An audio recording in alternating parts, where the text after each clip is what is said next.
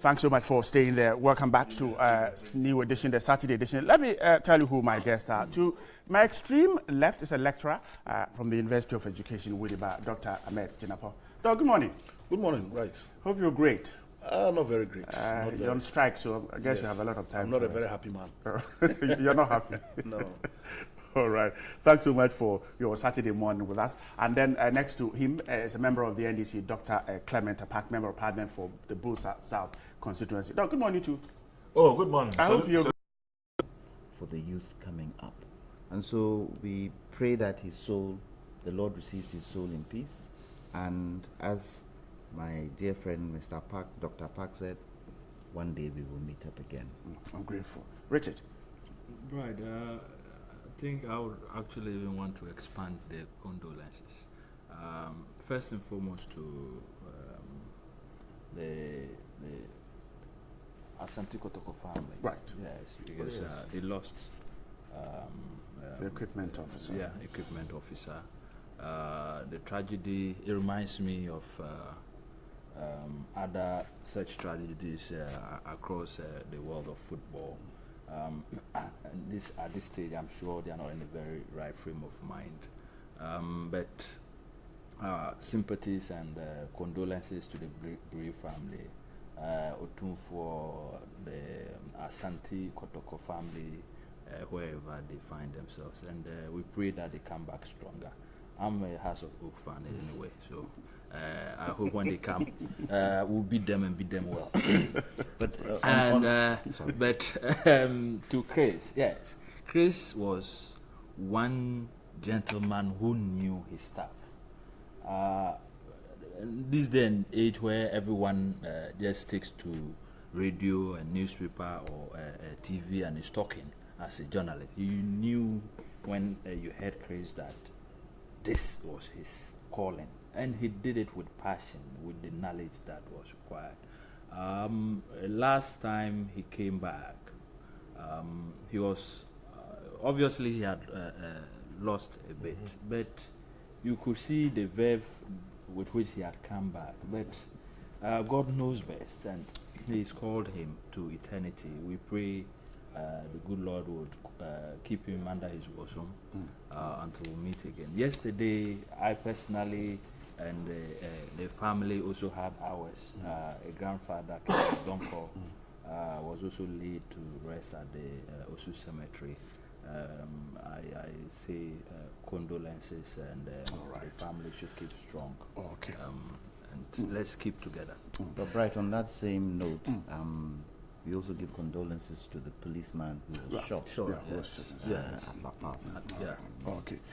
All right. I'm grateful, gentlemen. Now, let's move into it, because the coalition of ECG concession agreement is asking for further negotiations on government decision to partly privatize the company. Now, we're told that ECG will be ceded to a private investor for some 20 years. So that's how long it should be. And then some have argued that indeed that move is, if not carefully negotiated, will result in redundancies. Not very good news, and workers have been up in arms against government for that decision to partly privatize the company. That's our conversation starting this morning. Richard, I simply have to start with you on this one.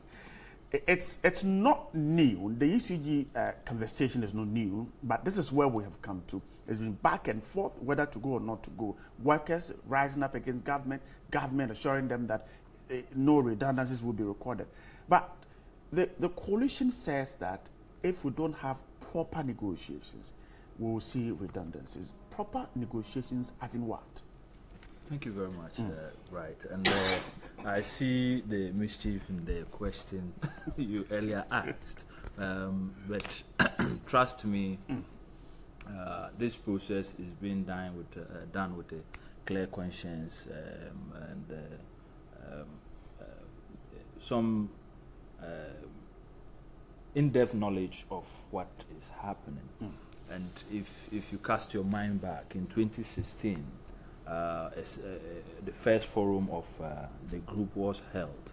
And as at then, seriously, the position was totally against the sale, because the concession, because as at then the processes that were ongoing, we thought had legal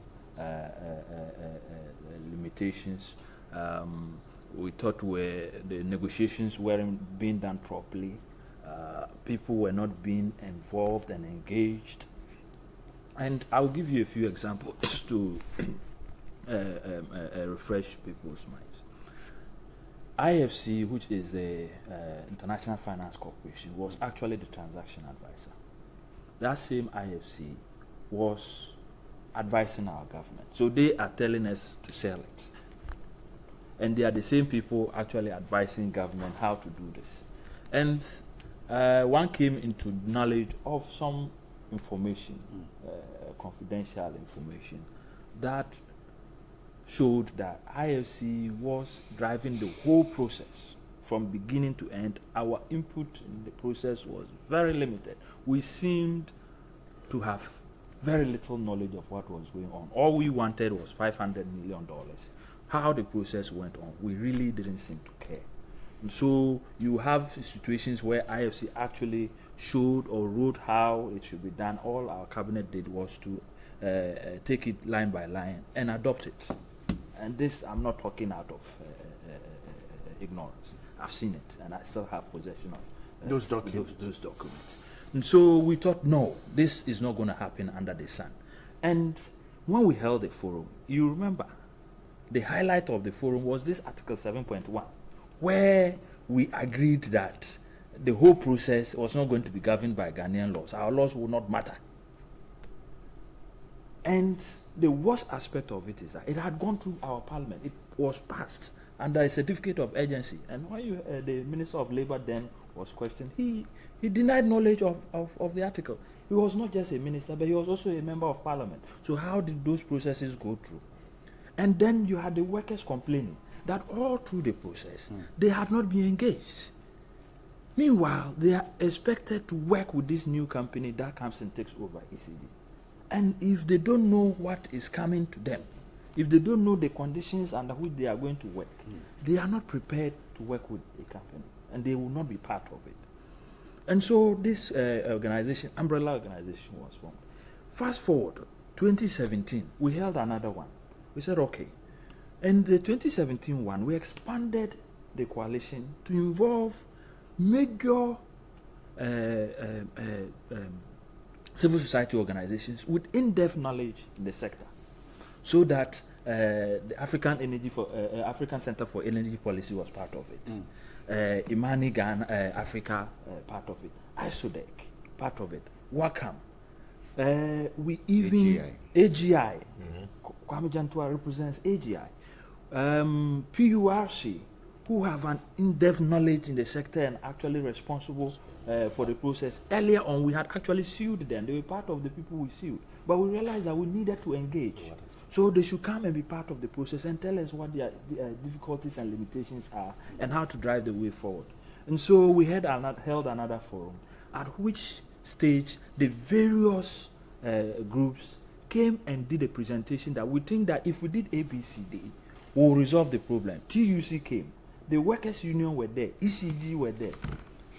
MIDA did not turn out. But the very first one, they came. So it's an umbrella organization trying to move the process forward. At the end of the 2017 30th March, the consensus to a large extent was that we had now moved from against the process, the concession, to for it on certain conditions. And what were the conditions? What made you move? What made us move? Number one, the new government was interested in renegotiating. Okay. The new government was interested in engaging. And so, after we did this process, a communique was issued. And believe you me, we had engagements with the government at the highest level you can think about. And the process still continues. Okay. But when we finished, the communique had certain conditionalities requiring government to come to the negotiating table with us to ensure the process is smooth. One was Article 7.1. That was the key problem you people raised. We said that the PSP was going to be implemented in Ghana, our laws must apply. There was an agreement that an addendum will be added explaining the aspects of which of the PSP that the 7.1 will apply, and largely it has to do with disputes, and we all agree dispute resolution. And yes. you wanted Ghana's laws to apply there? No. Originally, if you look at the law, it was the whole PSP, and we came to an agreement that it would only apply to dispute resolution. And so when it comes to that, you and I know when you go into international transactions, it's international law that would apply. And in this particular instance, we've been users of the common law. I guess naturally that is where we would end up using. And so we needed evidence to the effect that 7.1 will only apply when it comes to disputes. All other aspects of the PSP, it is our local laws that will apply. That was very fine by us. Then we also wanted a high level of participation by Ghanaians. In the management process. In the management process, Ghanaians should be involved. We just don't think it is fine that we lift the whole company and give to some foreign entity for 25 years. And then we wanted the number of years also reduced. We went to the 20. table wanting 10 years. You got 20. We got 20 from 25. Okay. Then the workers. The PSP was saying the workers would be seconded to the new company for 5 years. The question is, after 5 years, what happens to them? You suspected that they could be asked to pack leave. You could, and you see, there are not even guarantees that within the 5 years you'll be made to stay on. The Vodafone deal is an example where you sign on to it because there are no subsequent clauses. You get in there and then you realize the conditions are not favorable, and you have to leave. These are things that have happened in the past, and so people are very careful going into this. Now, the government has largely shifted position. An addendum is supposed to come for 7.1. 2, they have shifted from 25 years to 20 years. 3, now there's a condition called grandfathering, where all ECG workers are to be moved from ECG to the new company for the duration of the PSP, Right. without anyone losing their job. That is the promise. Then there's this aspect which was also originally not clearly written, where ECG would, on annual basis, okay, there's going to be a KPI, key performance indicators. Every year, ECG will evaluate the performance, because we're Of workers. of the whole process. Okay. So that if you have given, I give my car to you to go and do, pay what? Work and Work and pay. Work and pay. Yes. Right. At the end of the day, when you bring the car, you should be sure the car is in a good condition. Previously, we didn't have that. So we now have key performance indicators in the process where ECG would annually evaluate the new company and be sure they are doing and meeting what we require of them. Okay. But then, Quickly wrap up so Yes. that I go to Dr. Jenna. Then there's a difficulty that we currently have hit.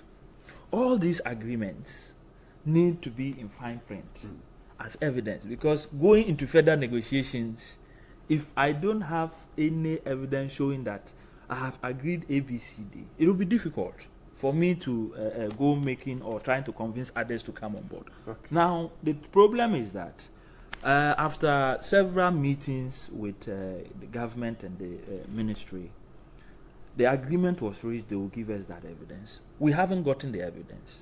We haven't gotten the list. Yes, and yet the process is ongoing. We were supposed to have. Does that make it suspicious? That, No, it's not. It's not suspicion. There's genuinely people have a difficulty, and mine is that it's just an umbrella organization. AGI he's a very big man, a big lawyer. Imani, Kofi Bento, Dr. Steve Mantea. These are not people whose minds can easily be tweaked here and there. They come to the table with their own mindsets and their own demands. What the organization is doing is that it's providing an avenue for us to dialogue. Right. That is it. And so if we agreed on certain things and we are going into further negotiations with the new campaign, because we on Monday 17th we're supposed to go into the second bidders conference, which is virtually going to end up selecting the company and giving them away. But if we don't have this insight, how do I know that at the end of it we are able to do it? Before Dr. Chinapa comes in, how supportive is your party government being? No, I'm saying that the government has shifted position. They have given us 51%. It was originally not there. 25 years to 20 years, that is a very So they have been supportive. Giving us key performance indicators is key, yes. But the point is that all that is currently talk. Until I see evidence, it has to be on paper. Okay, I'll come back to you. Dr. Chinapa, so at least the coalition is doing something good for this process. But is this perhaps something that we should get more people involved in? Well, I think first of all, let me commend Mr. Nyama for taking this bold initiative. And if you look at the composition of this coalition, I mean, these are people that undoubtedly have the requisite knowledge and expertise when it comes to dealing with this issue. But I think this whole ECG issue is quite a complicated issue. And if I listen to my brother, the bedrock of his argument is that at the end of the day, there needs to be transparency, and information is not forthcoming. And I find it quite interesting in the sense that, if you quite remember, not too long ago, I think it was May Day, when the president, His Excellency Nanado, did speak to this issue. And one of the issues that were raised by him is what my brother Richard has reiterated. That being, we are moving from 25 years to 20 years. Now we are looking at 51% and all those kind of things. But I think at the end of the day, we need to be realistic and honest with ourselves. Anytime historically, and he made reference to IFC, anytime we have a concession or quoted unquote, when a government agency is given to a private entity, there's definitely layoffs. It's characteristic of, what do they call it, of private organizations. Why is ECG being privatized or concessed, so to speak? Because there's lack of efficiency. That's right. That is the fundamental principle. If we agree that ECG, notwithstanding the challenges that it's facing, should be, should be a social enterprise where people, even though are not performing, but because of the sake of giving them jobs, they should work there. So be it. But if it's a private entity, definitely, he made mention of what? Performance evaluating what? Indices. Right. Indicators. What does that mean? Performance means that there needs to be productivity. So if Dr. Park is working as an ECG officer, he's not meeting his what? His target, Why we are going to be fired. Yeah, that's it. It's as simple as that. You don't keep me there just for the sake of decoration. You see, my position on this thing is that I think, look, Bright, if you remember, at a point in time in 2016, this ECG thing was a political issue. It is. Right, it was. It was a political issue, especially when it comes to redundancies. I mean, the NDC at that time was more or less posited as a party that was trying to sell ECG. And by selling it, people were going to lose their jobs. So people definitely were not happy about it.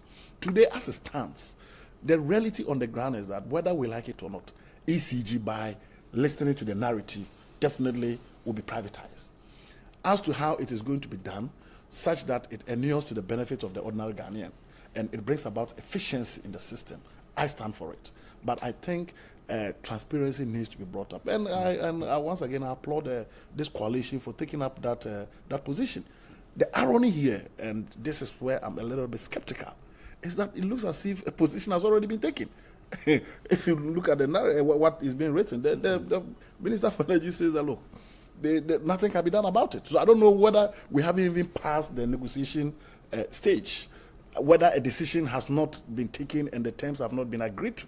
And I don't really know how much, and that is not supposed to discourage the coalition, how much impact they can make. When, in fact, listening to my dear brother, he said, look, almost every decision is being taken by IFC and government follows hook, crack, and sinker.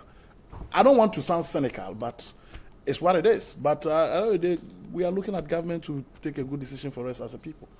I'm grateful. Dr. Park, could it be that the coalition is just doing the talking, and that will end up with what perhaps was an original agreement? Well, first of all, let me say good morning to viewers and to fellow panelists. We all know that this issue has been a matter of public discourse for some time. As Dr. Jinapor indicated, it was very highly politicized.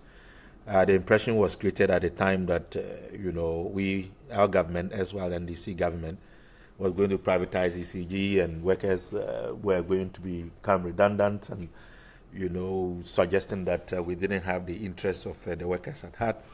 But we must also give credit. I mean, we as a people can always come together and put our expertise together to champion a cause, even when we believe that, what we seek to do is going to inure to the general public good.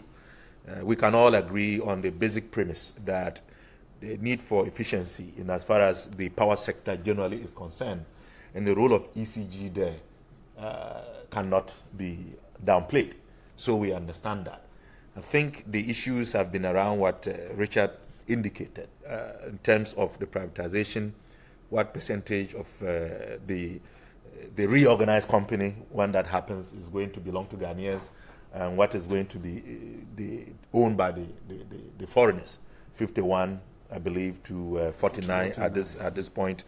But the main issue, though, as somebody who was very involved in the labor movement in Canada, has had to do with the workers and their conditions after the deal goes through. And you cannot fault them. I mean, the purpose of labor unions is to advocate and to champion the interests of their members.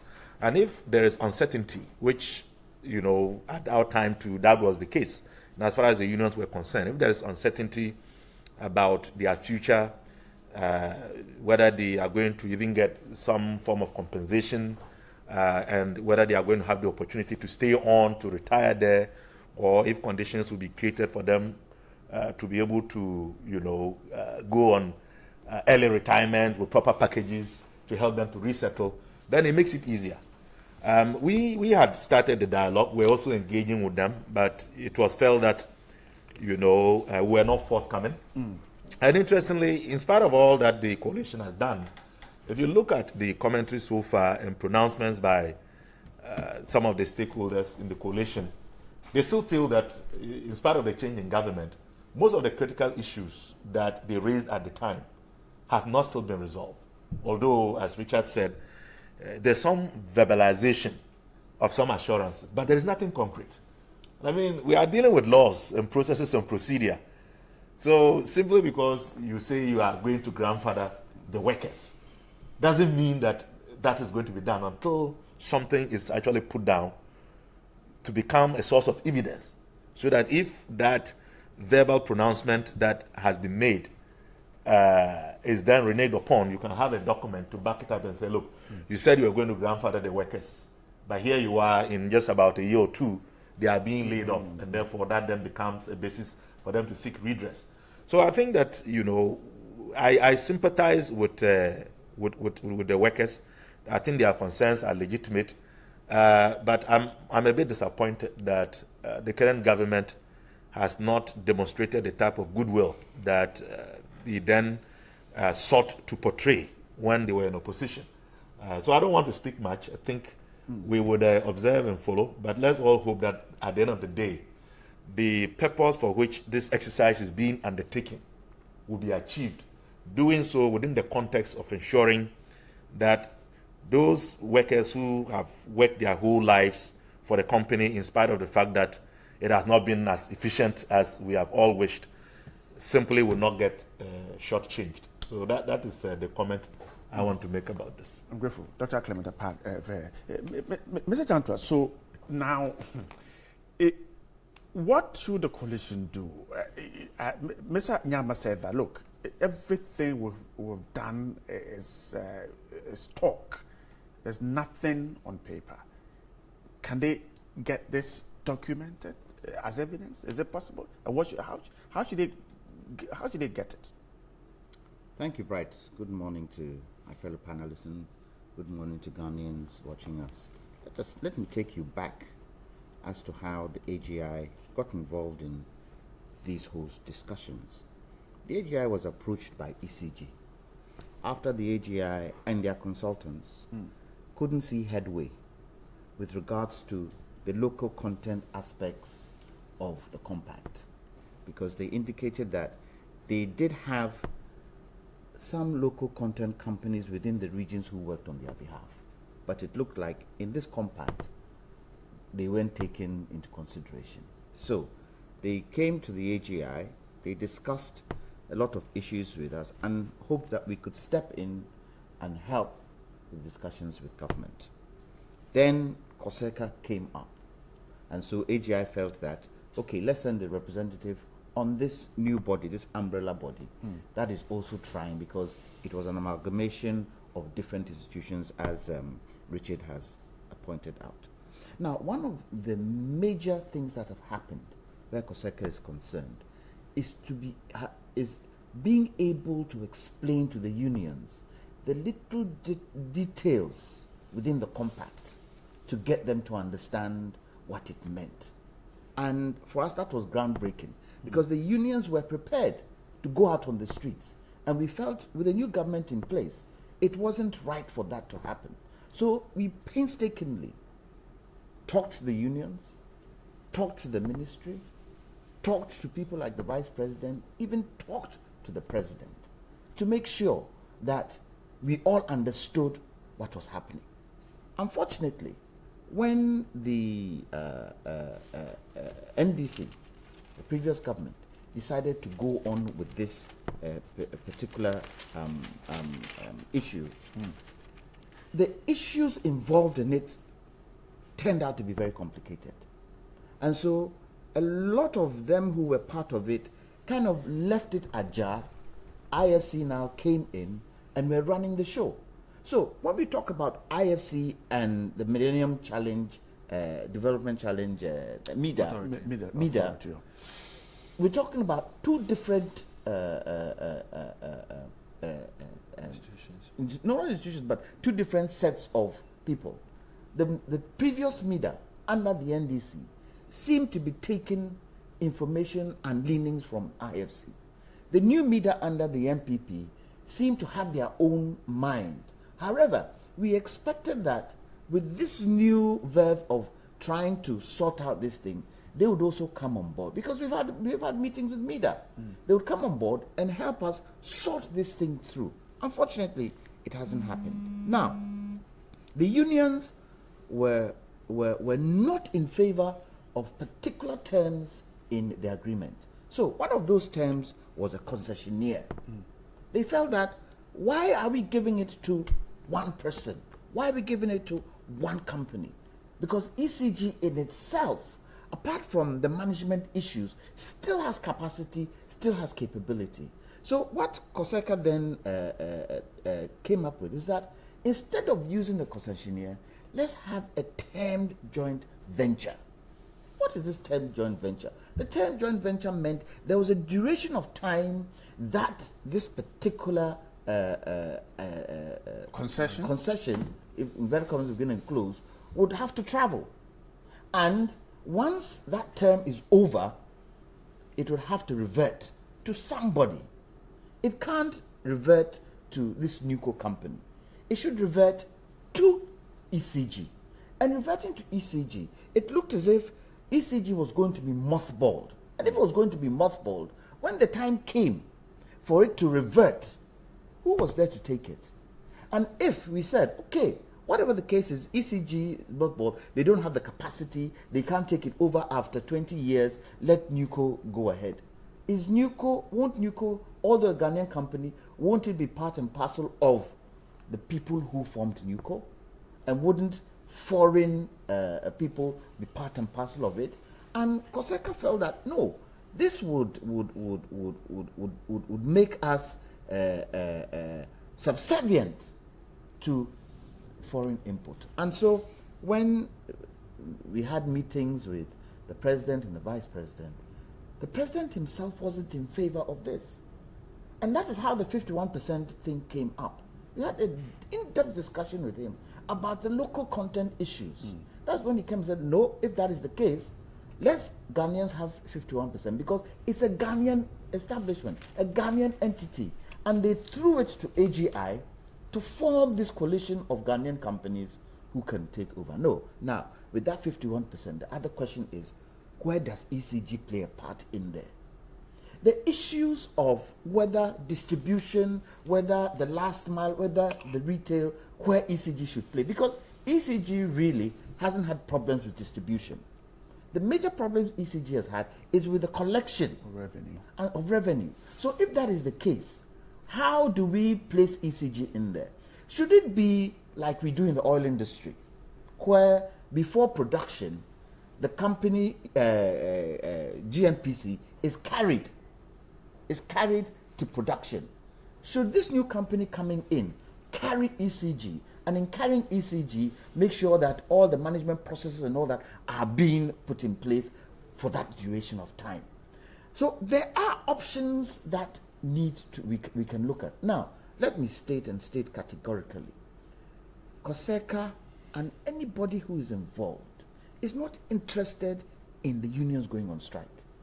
Is not interested in the unions going on the streets and shouting. It would not help us. It would not help us in any way, nor would it help the government in any way. And so some of us did say to the Minister of Energy that, look, the way things are going, the unions want to hear from you. Because we saw that where the unions were concerned, when they came to meetings and they went back to the constituency to talk to the members didn't believe what they were saying. The members felt, oh, union, you're trying to be in bed with government.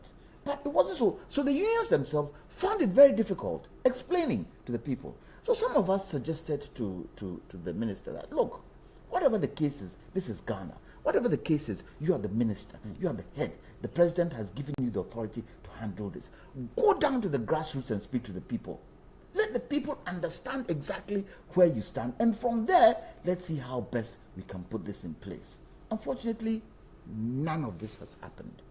Then came the question of the 100 million that the company that was coming in should show as investment. Because every year, the company is going to take over should bring an investment of 100 million. Some of us asked, is this company going to show evidence of that 100 million through the duration? Is that 100 million, so over that 20 years, are they going to be able to deposit that money there? Because we saw it in the telecom, Ghana Telecom takeover, that the companies brought the initial amount, but then they got the money from within the country. And we thought that wasn't right. If the term says bring 100 million, let's see proof of that 100 million. So that bit really, nothing has happened there. So we think that there is still room for negotiation. And you're hopeful this negotiation can yield any results? We are talking. Let's hope it yields results. But Richard mentioned that on Monday, there's the conference. It's been postponed. If it has been postponed, we are saying that if it doesn't yield results, the consequences of that would not be good. Because there is a time where this whole process should end.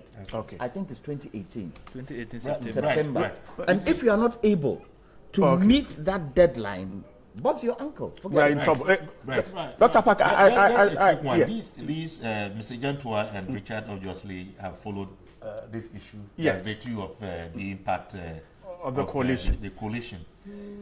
I heard some of the union leaders, I think yesterday or the day before, and they seem quite peeved about the inability of the minister to give them audience.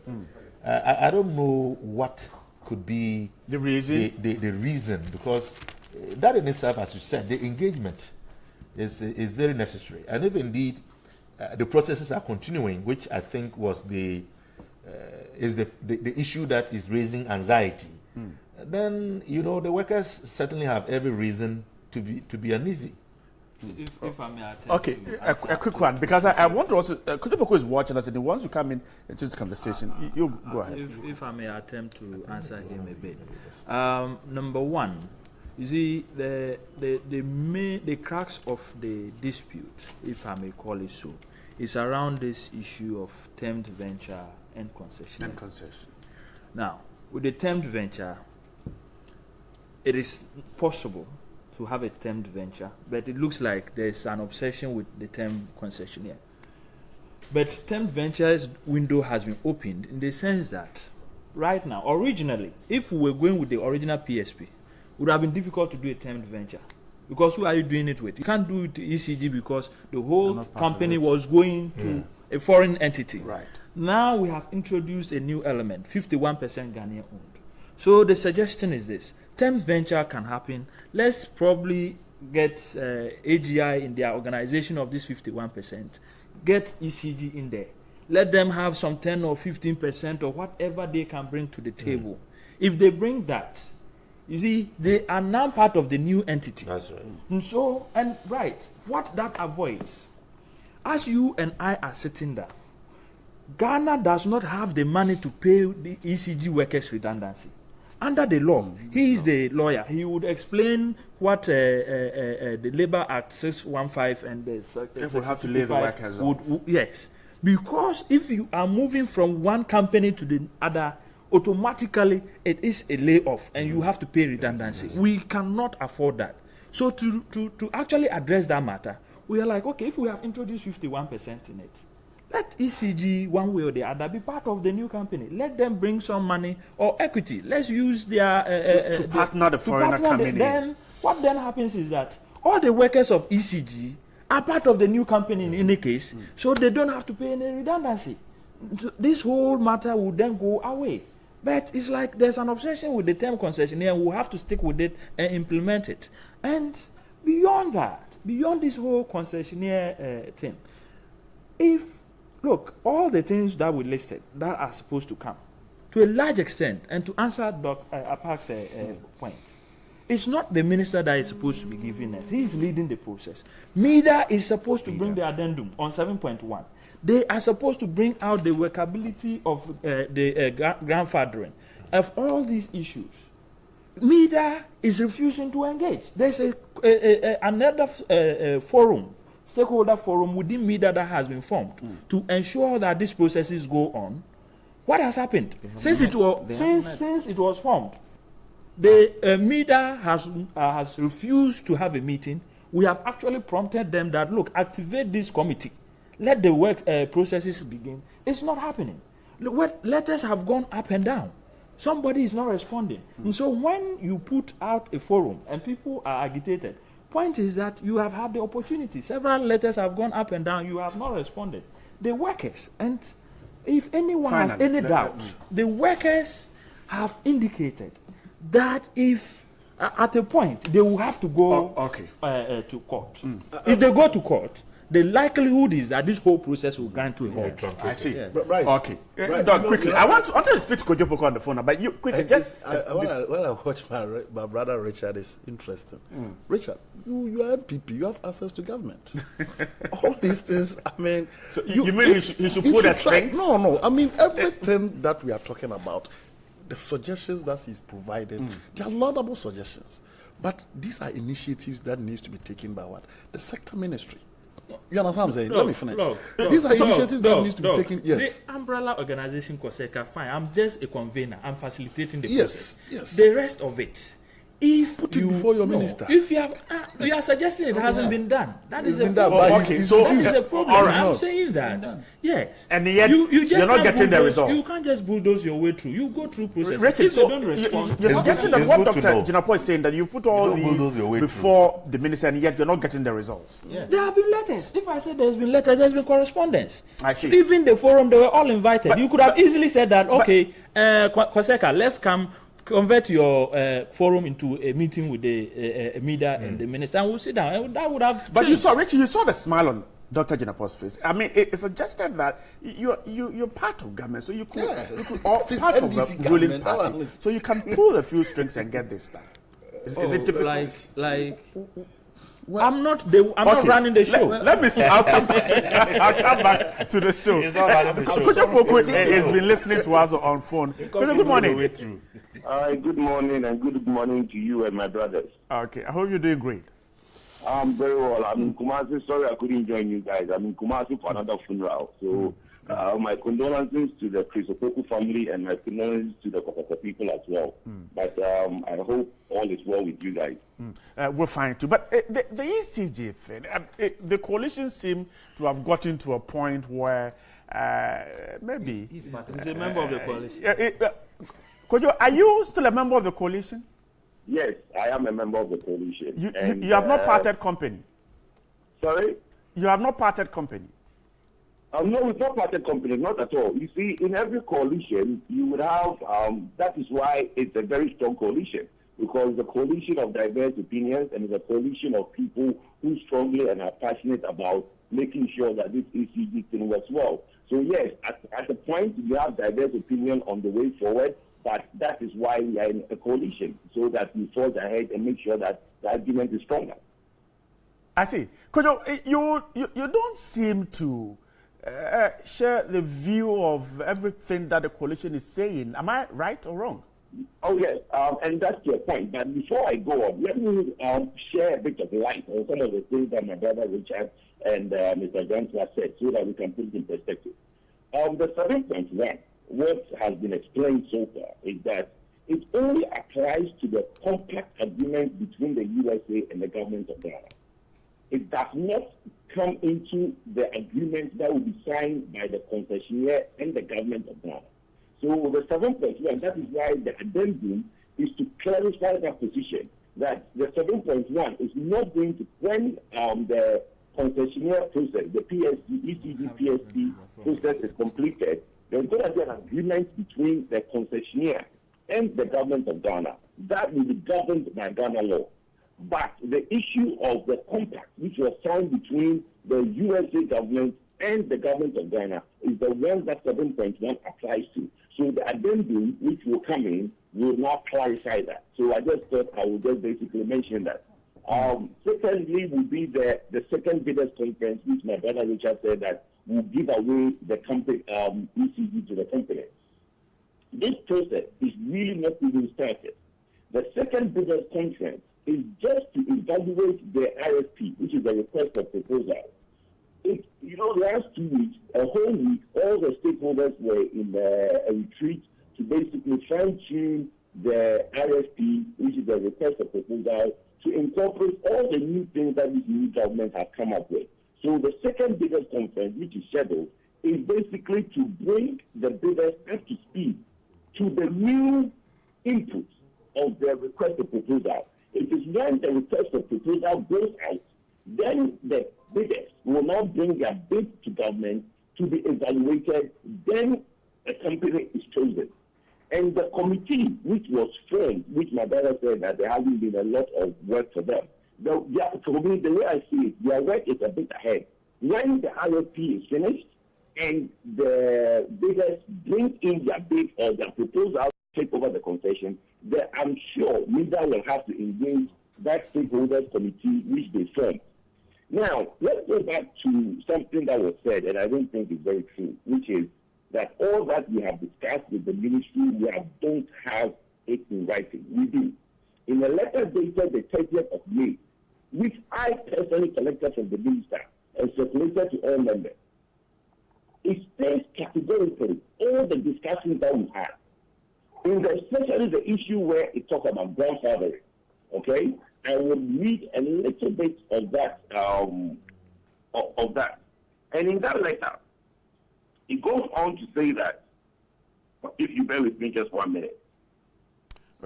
Kojo is... Okay, no, I have it here. Okay, Let me just read it. We believe in the concept of grandfathering, and I'm reading from the letter. The minister says that we believe in the concept of grandfathering needs to be explained to the staff so that they receive the necessary comfort that their jobs are duly protected. We will support the necessary system to facilitate the transition to NUCO of all staff who are being grandfathered to NUCO.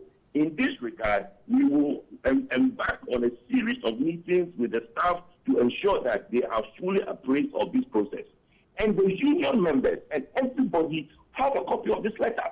So everything that we discuss with the government, we have it in writing. Yes, there are gray areas that we still need to talk about. And some of the gray areas, Bright, if you will permit me, let me just quickly run over that gray area. That gray area is to do with what happens to the staff. Now, the term JV, joint venture or concessionaire, which some people are not comfortable with, to me, is really semantics. What happens to the staff is what is important.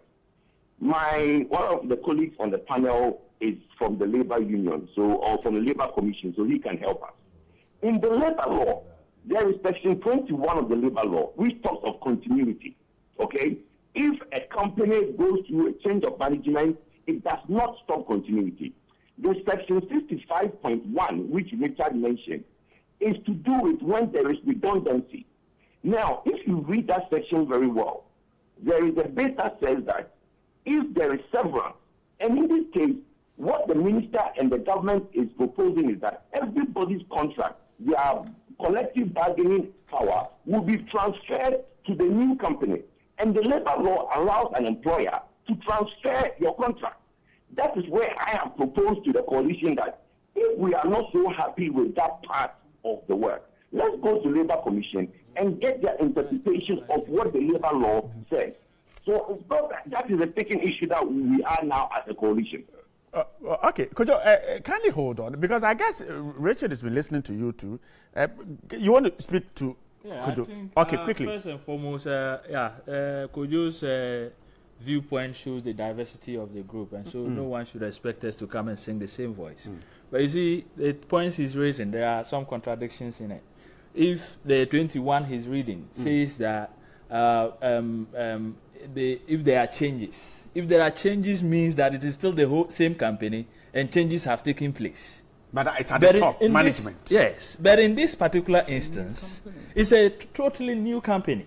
And we are saying that, fortunately, the government stance makes it possible for us to make it just changes, because we have now introduced an element of 51%, where Ghanaians are allowed to own it.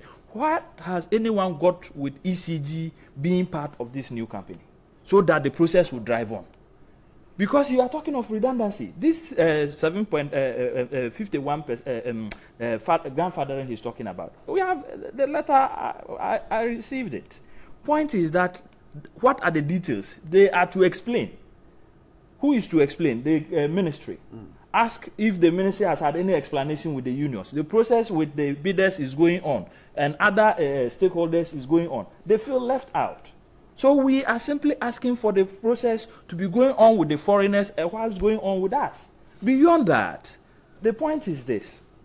If the grandfathering is not explained in the letter that is given to us, and we are engaging the unions and explaining to them, what am I supposed to tell them? That grandfathering, you'll be moved on to the new company. How can you transfer somebody for 20 years or second somebody for 20 years? It's not possible. You see, the term or the length of it also tells you, and I'm saying that we have provided an opportunity for joint venture to happen, because now there's a 51%. And if you listen to the minister's interview, he says they have no problem with ECG being part of this. If they can go and get money and come and join it, why not? So what is this issue of fixation with concessionaire? When joint venture can reduce, or he's also brought up the issue of redundancy. Yes. Redundancy is a problem that Kojo recognizes. This same joint venture resolves the redundancy, resolves grandfathering. One thing virtually cleans the slate. These guys are threatening to go to court. I bring an opportunity for us to sit down and resolve it and make sure they don't go to court, and then you end up seeing me as the enemy. I see. And right, if I may quickly, just. Could I on the line? Yes, I'm here. Okay, right. Okay, please go. No, let him go. Let him go on. You're okay. All right. Kojo, guys, we're grateful for your time talking to us from Kumasi. Well, let me clarify one thing. You see, I don't think that this process creates redundancy. Look, there are measures and acquisitions that happen. It doesn't? So let the workers go to court and seek clarification. That's Could you go ahead? Because my panelists seem to disagree that it doesn't create redundancy. Well, it does not, and we can do. You know, the labor law is there. The labor law 2003 is there. It can be tested in court, or the labor commission can be brought on to interpret it. That is how acquisitions, and that is how acquisitions are done. But companies move staff contracts from one company to another all the time, and it doesn't really create redundancy. I see. You're not worried about the implications if it goes to court? Oh no, court is a good. You see, when you go to court, you're going to court for interpretation of the law, because in the minister's letter he made mention that this will be done in accordance with the labor law of the country. So if somebody is with a Section 55 and he wants to get clarification of what the Section 55 really means, I've spoken to quite a few lawyers, and they explain that look, when you have acquisitions and mergers, company employees' contracts are always moved from company A to company B all the time, and it does not create redundancy. If you are only compensated, and let me say this before I go, if an employee of ECG decides that he doesn't want to move on, he or she has terminated their own employment, so they do not get compensated. Okay? It's only when the employer terminates your contract or takes severance, that is when you are giving compensation. So let's be very clear. They can go to court for interpretation, but that's not a problem. Okay, so Kojo, you're suggesting that if I work for company A and you want to push me to company B and I said I won't go, you will terminate my... No, I wouldn't. What I'm saying is that if you work for company A and company A says that I am transferring, you see, when you are transferring assets from one company to the other, you can transfer all your assets. Unfortunately, labor are also considered assets. So your employees are your assets. So you can transfer, and the Section 1 of the labor law allows an employer to transfer employees. So if he's transferring you from company A to company B, and he is agreeing to grandfather, take your contract with you, and you enjoy all the benefits, all the leave and approved leave that you have to a new company, and you, the employee, decide that you no longer want to go to company B, you are the one that is terminating your employment, so you do not get compensation. All right, I guess we'll leave that for the court to get this. Before Bright comes to you, I'm grateful for your time this morning. There's a very short answer to all that Kojo has said. Look, he is excited and is ready for the workers to go to court. I am saying it here and now that the PSP has delayed virtually a whole year because I had that thing taken to court in 2016. Yeah. If a court action happens today, I promise we should forget this whole process. So if you are daring the workers, Kwaseka will dissolve, let the workers take their own course, and let's see how it works. Right. If I can just add, ground zero. Ground zero is that government pay what you owe ECG. Pay what you owe ECG. Is it possible? Once you pay what you owe ECG, ECG will have the wherewithal at least to move forward, and let's only look at the management aspects of ECG. Okay. Because at the moment, government doesn't have the money to pay. And government is looking at this because the Millennium Challenge Compact is bringing money in. Let them pay ECG. Ground zero comes, and then let's move forward. The last thing is that the same thing happened with Ghana Telecom. And this was the asset register of ECG. ECG have requested that they do an asset evaluation of the assets of ECG. Normally, it's done between 2 to 5 years by the Ministry of Energy. As to date, when the compact was brought in, this asset register hasn't been done. Now, if you don't have an asset register, how would you be able to determine the assets of ECG? Okay. How would we know what is going left or what is going right? How would we know what would be sold under the table and what would be sold on top of the table? And so it is very important that some of these things be put in place so that In the final analysis, by the time 20 years comes, we have a company that Ghanaians can have confidence in. That we don't go back to this dumso that we came out of. I'm grateful. Let's look at the distribution side, let's look at the retail side, and let's see where ECG also fits in. I'm grateful, Mr. Kwame Jantua of the CPP. Let's step on the brakes for now. And when we come back, my guest will take a look at the fight against Galamsey, the bargain issue, which way to go. Stay with us. We're back in a moment.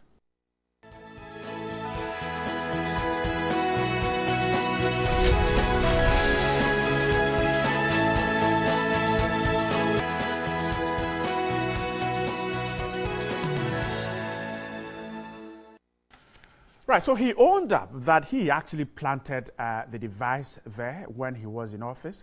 He forgot to inform the incoming minister when he was leaving. And the new government minister, Mr. Peter Mbewu, found that device. National Security BNI is investigating. The Data Protection Center is suggesting that he might have broken some law. Other persons have waded into conversation asking that he be hauled before the court for what he's done.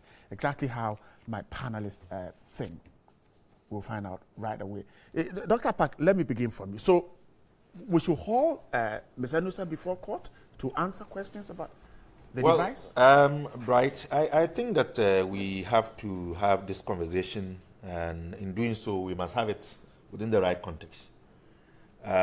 We all heard the news that broke, and in fact, it was very frightening when the issue first came up that the Minister for Lands and Natural Resources had discovered, and later we heard that it was as a result of a security sweep of his office that a device was mounted behind the coat of arms. And the nature of the device suggested that it was a recording device, a security apparatus. And a lot of interpretations were being proffered, if you remember, at the onset. But we very quickly also heard the former minister, Yusuf Husseini, come public to admit that indeed that device was put there by his good self, and that it was a gift from a friend, and the purpose was to, original intention, so to speak, was to ensure that activities that took place in his office, be it in his presence or his absence, would be recorded for protecting himself, and perhaps I would suggest that his integrity. Now, he also said that the device was not properly installed. It wasn't functioning. Right. But be as it may, it has generated a lot of discourse, and there are those who have suggested that, you know, he, by not taking that device with him when he was exiting that office, was unethical. Others, and asked him to agree. Others suggest that it was that he forgot. And he has since said that he is prepared to cooperate with the state security agencies and to allow for them to investigate and to bring closure to this issue. So I think that the matter is still up for discussion. But I think the fact that he came out very quickly to take ownership definitely averted the other imputations that various commentators were trying to make. And I say so within the context of, you know, the fight against this illegal small-scale mining known as Galamsey, in the fact that a lot of the major players in that industry would stop at nothing to try and have their way. And so when the device was first uncovered, a lot of the conversation was, you know, pointing towards persons in that illegal activity, trying to find ways to tap information and perhaps use that to blackmail the current minister. But it is clear that the device was there not when this current minister came to that office, but it was a remnant from Yusuf Husseini, after whom Neo Samuels became minister, and then later on, as we now have the current minister, Jean Peter Amewu.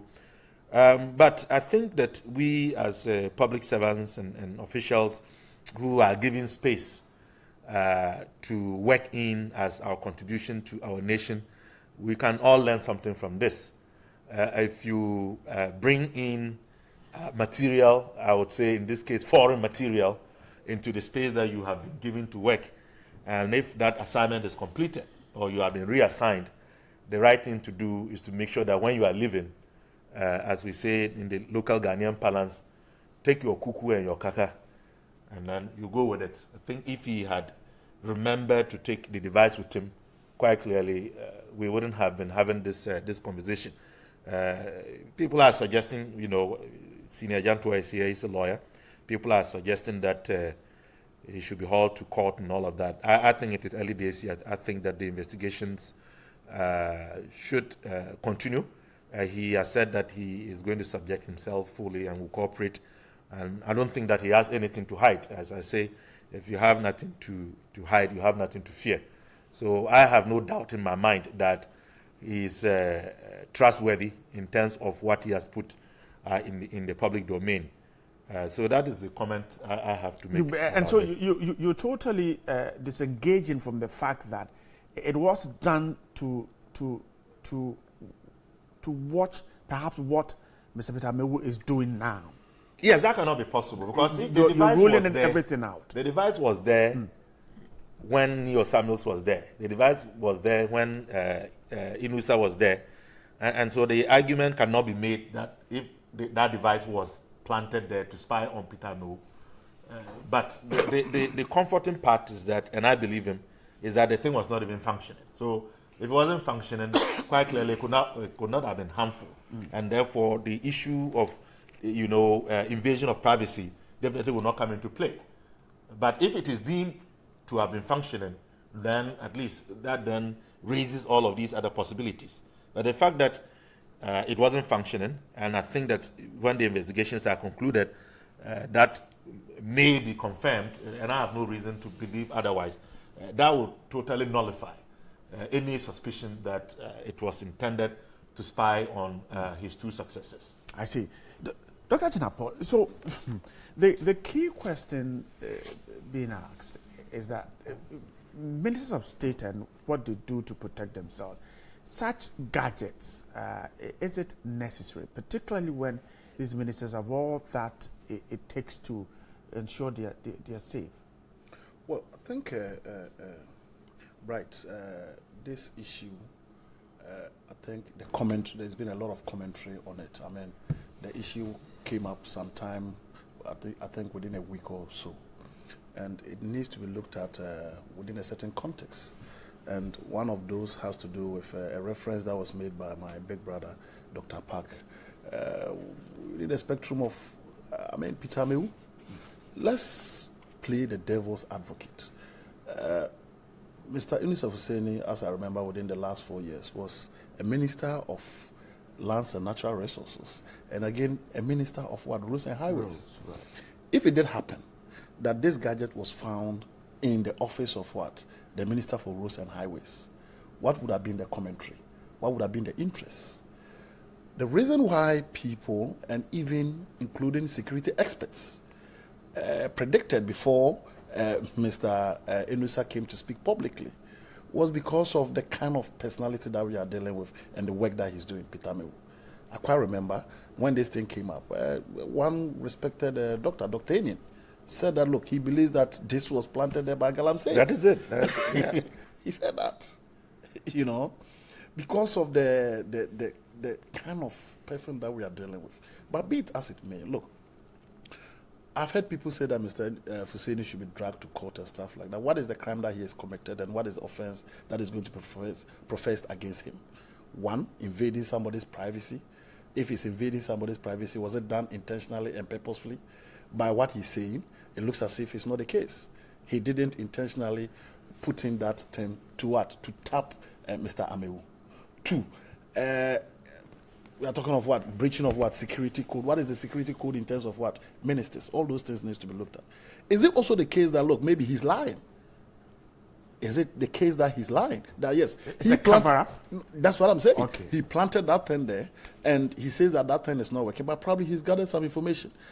Investigation needs to be done to what? To unravel the truth of this. But I do not think that investigation should be what? Tailored towards trying to mete out punishment to Mr. Fuseni, if really he did what? He did that by accident. But that brings us a bigger issue that I think as a nation we haven't looked at. We haven't looked at in the sense that, one, Mr. Fuseni is saying that he planted that thing there. It was given to him by a friend for his security. Mm-hmm. So what it means is that it's a very, very important gadget and one that he takes so seriously. If you are talking of planting something in your office, where it can monitor what takes place because of your security, it means that you attach so much importance to that gadget. So if you attach so much importance to that gadget and you move from that office to another office and you do not remember to take it, it tells of what? Negligence. It tells of negligence. And that for me brings a lot of questions with regards to the individual. The individual. I mean, it's marks of carelessness. In the sense that you put such a gadget in your office, such an important gadget, you leave the office 2-3 years down the line, you do not remember. 2-3 years down the line, you do not remember that you have this gadget there. Maybe it's because it wasn't working. So it was no, and so what? Because it wasn't working, he forgot it was there. Listen, Honorable, you were trying to put the 10, you were trying to connect such an important gadget, and the gadget at a point in time was not working, right? And you know the sensitivity of such a gadget. Then you took it and nothing happened. And secondly, right, if you remember when Minister Fuseni left, there was another minister who came in. Right. The minister was there for maybe 2 years. No security agency did any kind of swooping to detect what kind of, gadget was in that room. It tells you about our security system. Our security system.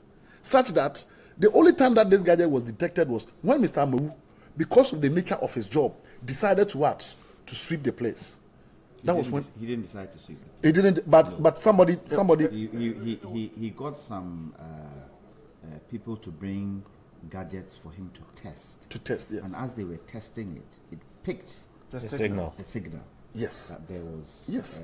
What I'm saying is that at the end of the day, a country like Ghana, where you have a minister, when a minister is moving from the office, I think the simple and most important thing to do is to do a sweeping to determine whether there are any kind of it can be it can be a bomb or whatever it is. I agree. Do you understand what I'm saying? Overall, that should be done. A standard practice. A standard practice. So I think, look, I don't see the connection between this and the Galamsey fight in the sense that, based on what we are hearing, it wasn't a device that was planted there by somebody to more or less uncover what is going on relative to what the minister is doing within the spectrum of what Galamsey. But it boils down to the what do they call it? The person of Mr. Enusa Fuseni in terms of his judgment in terms of accepting this device, putting it there, forgetting such an important device, and even the state apparatus in terms of what standard practice when it comes to what cleaning up of offices and agencies. I think that needs to be looked at. But as to whether he did that intentional or not, well, whatever investigation that is going to be done should be done to unravel the truth and authenticity of his claims. Okay, Richard. So it's negligence. He did not intend to do anything untoward. We should just let go of it, should we? Right. It's a major issue. And what brought about it? To a large extent, let me use this opportunity to congratulate and encourage the Minister of Lands and Natural Resources, Jean-Pierre Amewu. He's doing a fantastic job. And ultimately the President, who has given him that mandate and the authority and has consistently indicated to Ghanaians that if he has to lose his job over cleaning the system, he will do that. It takes a lot of courage for a president to damn the consequences once he believes in what he's doing. For me, it's important. Now, when the incident happened, a lot of support and goodwill went towards the minister, and a lot of condemnation for what had happened. But you see, what Dr. Jinapor said is exactly the case. It's apt. This should be standard operating procedure. That if it's weekly, bi-weekly, once a month, you expect that the state apparatus, the police service, because I think this should fall under the interior or national security, right? Yeah. Should have it as standard operating procedure to sweep government buildings. Because look, we have varied interests. It might not just be galamseyers who, in this case, are not those who planted it. It could be our foreign partners. Sure.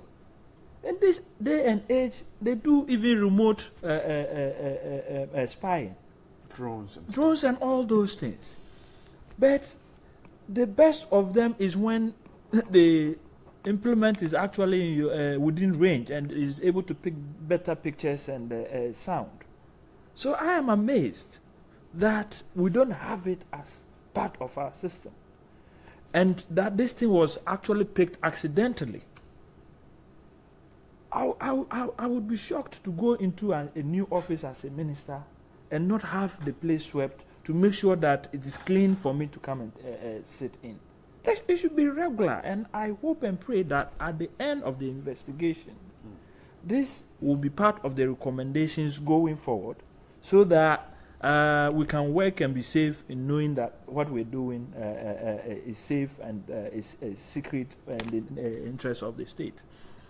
On the person of Honorable Idris Husseini, he's an honorable man. He's one person I can vouch for. He speaks his mind. He's someone who so far has tried not to politicize this whole galamsey thing. And he was one of the first ahead actually supporting the fight. You didn't hear me supporting the fight. I said the first. Very well. You could be the last. But he was out there giving the minister all the support he needed. I seriously want to believe that it was an act of negligence.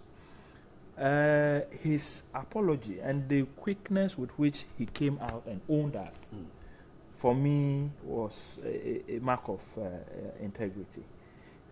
It actually caught me pants down because I was like, if he had done this intentionally, he would now probably be panting, would not own up. But, and the fact that the thing transpired over a period, and there was another minister, it could not have been on purpose to spy on this one. But you see, he's also indicated, being a lawyer, the procedure and the process must go on. You don't necessarily do investigations to punish people. Right.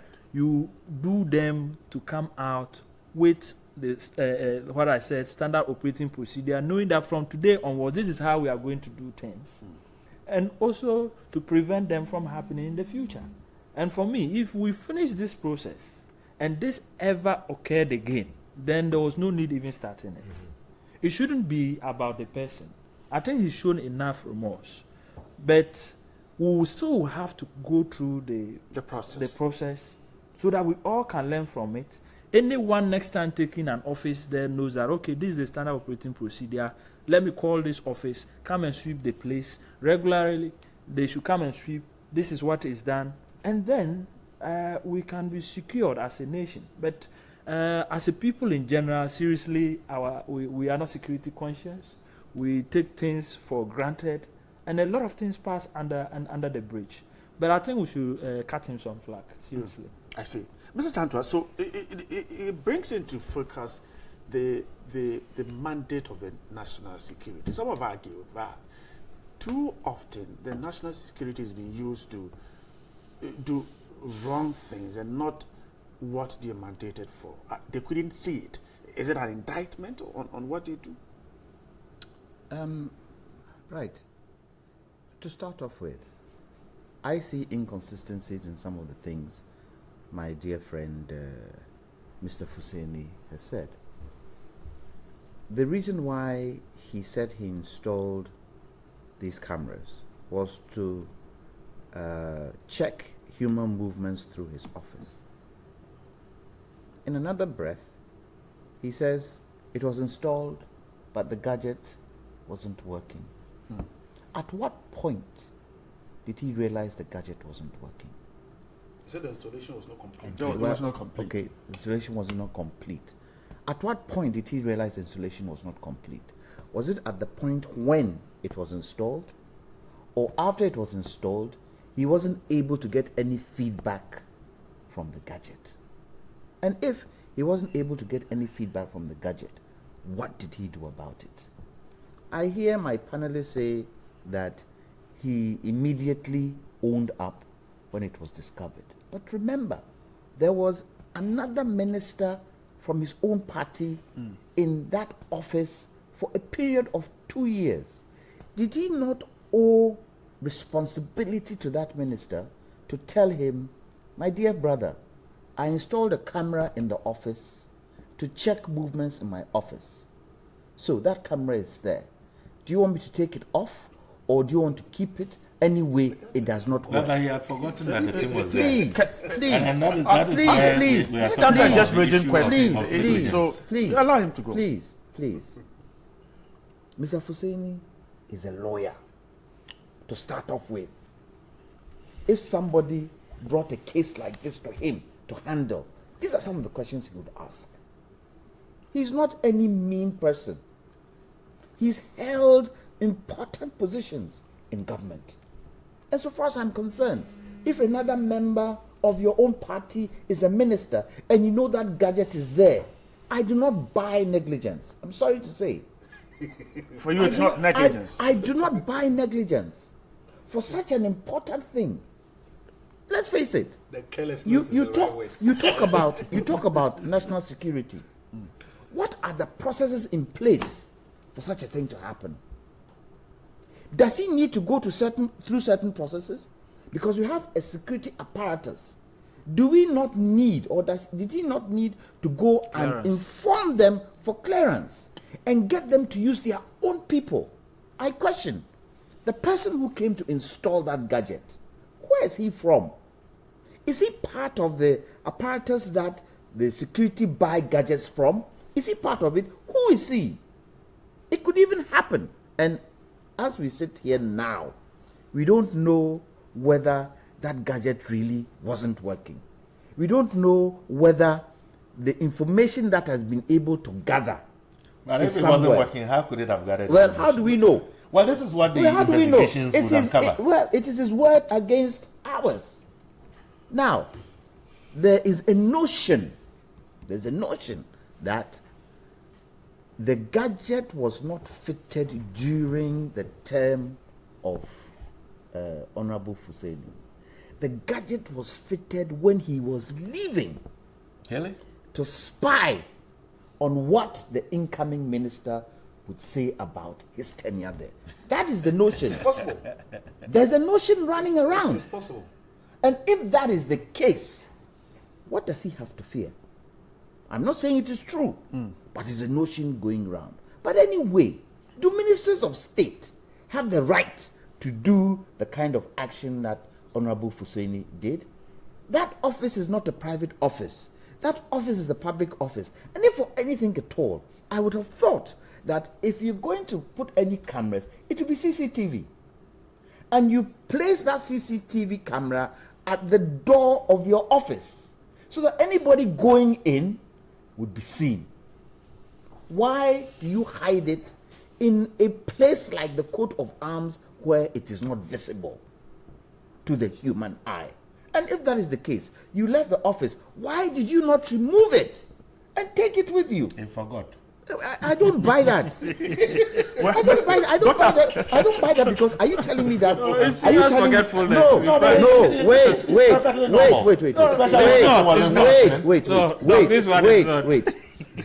Are you telling me that he forgot for a whole period of 2 years that there were cameras in there? No, more than 2, 3. Is that what you're saying? That he forgot That's over the duration of Honorable Osa in the office? It's entirely possible. Please, I don't buy it. I do not If you buy have it. an inactive object, Then the responsibility, the likelihood that you will forget about the his presence is very high. No, the responsibility. We are human. Wait, the responsibility was his to remove I it. agree, and this is why That's he his is subjecting responsibility. himself. Well, how long? full-scale How investigation. long? Alright. Wait, just a minute, Bright. Dr. Park, you allow him Very well. to Okay. go. How I will long not did it interrupt. take for my dear friend, Honorable Fuseni, to even come up and say it? The moment Honorable Peter Mewu talked about it, it wasn't instant. It wasn't instant. Other insinuations had gone on. Oh, is Galamsey, is this? When he then realized that the way this thing was going was hitting some areas that could affect national security, he came out and, owned up. From the word go. But he didn't do it in Neosa's time. He should have done it with this because Honorable Peter Mewu indicated that on this Galamsey issue, he had various discussions with Honorable Fuseni. Within those discussions, couldn't he have whispered to him, oh boy, I put a camera in there, but I forgot, so please, let's take it out? At the time, I didn't remember. Why? I don't buy it. I'm sorry, Dr. Park. Seriously, Kwame is asking But- some yes. really relevant questions. Okay, and that only makes the case difficult for the former minister. But you see, in all this, for me, I'll still reiterate the point. We would have to learn from this situation. In the first place, like he did say, it's no minister's place to be putting security gadgets around. It is a public office. They can improve on their own private security. No. It's not your private. What are you saying there? What are you doing there that is private? You are representing the state. You shouldn't be doing your private things there. Okay, all your private stuff is in your house. That is standard. I should not get into a public office and have private discussions with you. It's not meant for that. If I need to have private discussions, I should come to your house. But they receive visitors there, Richard. You know receive they visitors on private visitors, I mean. private visitors doing what? Well, That is the state's time the you are ministries spending doing is your virtually private stuff. extension of party Yes. offices. No. I'm saying that is not taking us anywhere, is it? No, so we it's not. need to Point cut of those order, things Bright, out. I didn't finish when he finished. But you see, his questions are very, very relevant, and I am sure the minister inside him is pained. But after the process, I think that the call for his head should be tampered a bit. Seriously. It's to For what offense? I mean, in the first place, look. You can find an offense. You can find an offense at the end of the day if that gadget was actually working. Richard, And you see something. These things can be remotely activated. He might not. And he asked this question: who is the person who did the installation? All this will The be person, uncovered the during guy, the and then investigation, no. I suspect. Fortunately, I've heard the person who actually did the installation also talking. Okay. But the point is this: the person might have a different motive from yours. He might bring it that okay, you do for yourself, but at the end of the day, he's also doing his own thing out of it. All right. Dr. Chifo, come in and Let's be realistic and try not to look. Now, Openi is asking a legitimate question, but let's face it. Even in our own small offices, in my office, immediately my key is given, I change the key. Yes. I change it. That's the key. It's illegal, but I change it. And I keep the keys to myself. Let me finish. In Ghana here, we have ministers, deputy ministers. I don't know the last time you went to a minister's office. Before you enter, you are buzzed in. Buzzing. Is it supposed to be done? No. The truth of the matter is that all this conjecture and this conspiracy theories that we are putting across, if the standard practice of state agencies sweeping offices, whilst Idris Hussein was leaving, if his intention was to what? Spy on his what? Successor. What if this thing was done? It would have been uncovered. So I think I agree with Richard. Moving forward, in as much as this thing is bad, we should learn some lessons from it. You understand? We should learn some lessons from it, such that moving forward, any time that a minister or a top government official is moving from his office, standard practice, It shouldn't be sweep regular. it. You shouldn't wait till you are leaving. Because someone else can come. I just need to sit under your table. Let's have to wrap up for me 2 minutes. Let me take a break and then we'll come back. But you can go. I just need to sit down under this table. I will place my hand and then get up and we'll sweep the place and take it off. Okay, Mr. Janto, wrap up. And so, Bright, what I then say is that the capacity of the security agencies should be built up. Because nowadays, you have cameras in all sorts of things. All little sorts of things. And apart from cameras, you can even place explosive material in all sorts of little types of things. And so, if the security services have not been built up to handle some of these things, they should do it. Now, government should put a process in line. If ministers feel threatened where their safety is concerned, if ministers feel threatened of the kind of information that they are handling. Because can you imagine Honorable Peter Mewu sitting in his office, realizing that a camera has been watching him?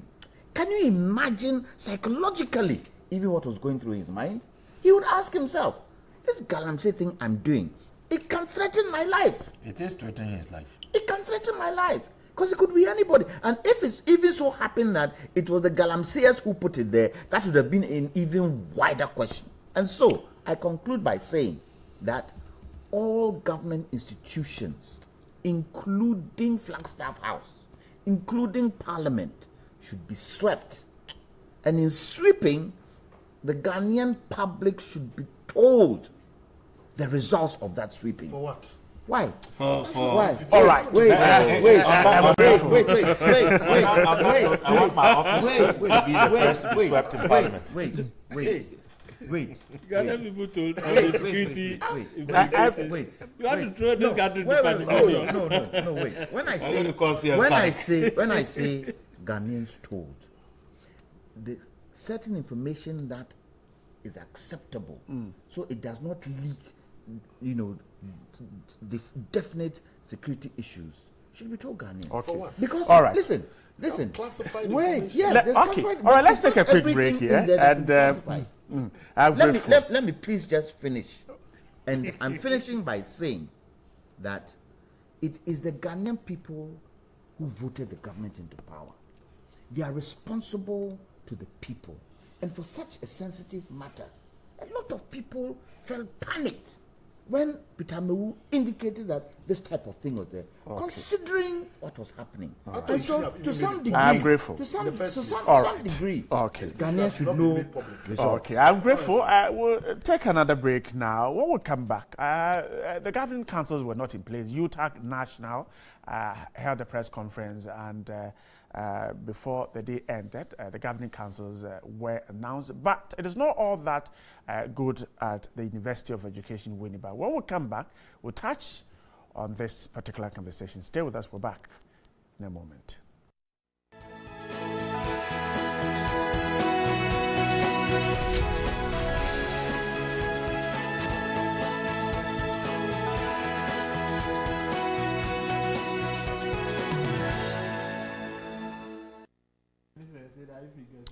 All right, welcome back to the show. My guests are still here, but let's move on to the education sector. Good news, governing councils of some 7 public universities named. Now the investors can go ahead with their graduations, but it doesn't all that good news at the University of Education, Winneba. Yesterday, court ruled asking the Vice Chancellor and a finance officer to step aside. And let me start with you, Dr. Park. The education sector and issues of this nature, its impact on academic work, you have been there. How serious is it? Very well, Bright. Thank you for asking me to take the first bite at the cherry. You are right. I was drawn from academia into where I am, and so I'm still even a member of UTAG. I'm only on steady leave. No, not sabbatical. I'm on steady leave. And so I still continue to monitor and appraise myself with what goes on in the educational sector, and particularly in the area of post-secondary education. We have structures, we have systems in place to ensure that academic work functions very well. whilst we can always talk about the teaching staff, that is those of us who are lecturers, we also have the administrative staff. There are also times when there is an interface where some can play the role of both teaching staff and administrative staff. Now, the structures also provide that every university has to have a council, and the council has a role to play in terms of making important decisions about the direction, the implementation of policies, and as far as the mandate of the institution are concerned. So I am happy that at least we are seeing that government has moved to form the councils for the various universities. I don't know whether it is all of them. I have not checked the specifics. Councils have not been formed. Seven. They've not been formed. They've not been formed. Yeah. But what was this announcement about? 7 named. So Named we don't know whether naming is the same as chairpersons. having been formed. Chairpersons of council. The chairperson, not a Which means council that themselves. the processes, Right. by and large, have begun. It's a good sign. But I'm hoping that it will be concluded as soon as possible. Because the lack of a council definitely poses challenges to the full functionality of a university. Unlike the academic boards, which by and large are drawn from, within, the councils are usually a mixture of nominees and representations of various stakeholding groups to come together to form the council. So you have the SRC president, the president of UTAG, sometimes alumni association would also have representation, government would also have representation. So very, very important. And, it is good that the process has begun. So let the process continue and to be concluded as soon as possible. Because there are decisions to be made. And if some of those decisions are not done with the approval of the council, that can have repercussions. Okay. And I think in the particular case of the University of Education, Winneba, where I think we would delve into the issue of the council resulted in a case that I think has not yet been concluded. I don't know whether a pronouncement has been made. Well, it's been ruled on. Oh, it has been ruled except on. that I don't know if it's a conclusion, but a court has made pronouncement. Very well. And even if we can take that as an example, you notice that that case in itself and the circumstances surrounding that has disrupted somewhat, activities at that university. I believe when Dr. Jinapor gets his chance, he'll be able to expatiate on that. So, academic work definitely must go on. We should always make sure that the proper processes and procedures and if you like, institutions within the universities that should be formed are done so that academic work can continue. It is not fair to the lecturers, neither is it fair to the students for academic work to suffer because certain things have not been done or they have been done late for that matter. So I would like to leave it there for now. And then perhaps after Dr. Jinapor chips in, perhaps I'll have a second bite at the cherry. That's because I know there's a lot of disquiet. All right. I know there's a lot of disquiet in as far as my colleagues. I won't say former because I'm still a colleague. As far as my colleagues at the University of Education, Winneba, are concerned. Dr. Jinapor, so it comes back to the same thing. They were asked to step aside because, according to the court, they were operating under a defunct governing council. So this whole idea of a governing council, what actually causes the delay? Is government unable to fix it, or education minister unable to fix it quickly? Well, I think, Bright, the question that you asked is a very important and legitimate question within the context of what we are discussing. And as you said, 7 chairpersons of 7 universities, public universities, have been nominated. They've not been appointed, they've been nominated. And the council it needs to be put in context. A council is a governing body. That's right. It's like a board. Right. And usually they meet once a month. And they more or less set policy direction in terms of how a university is being run.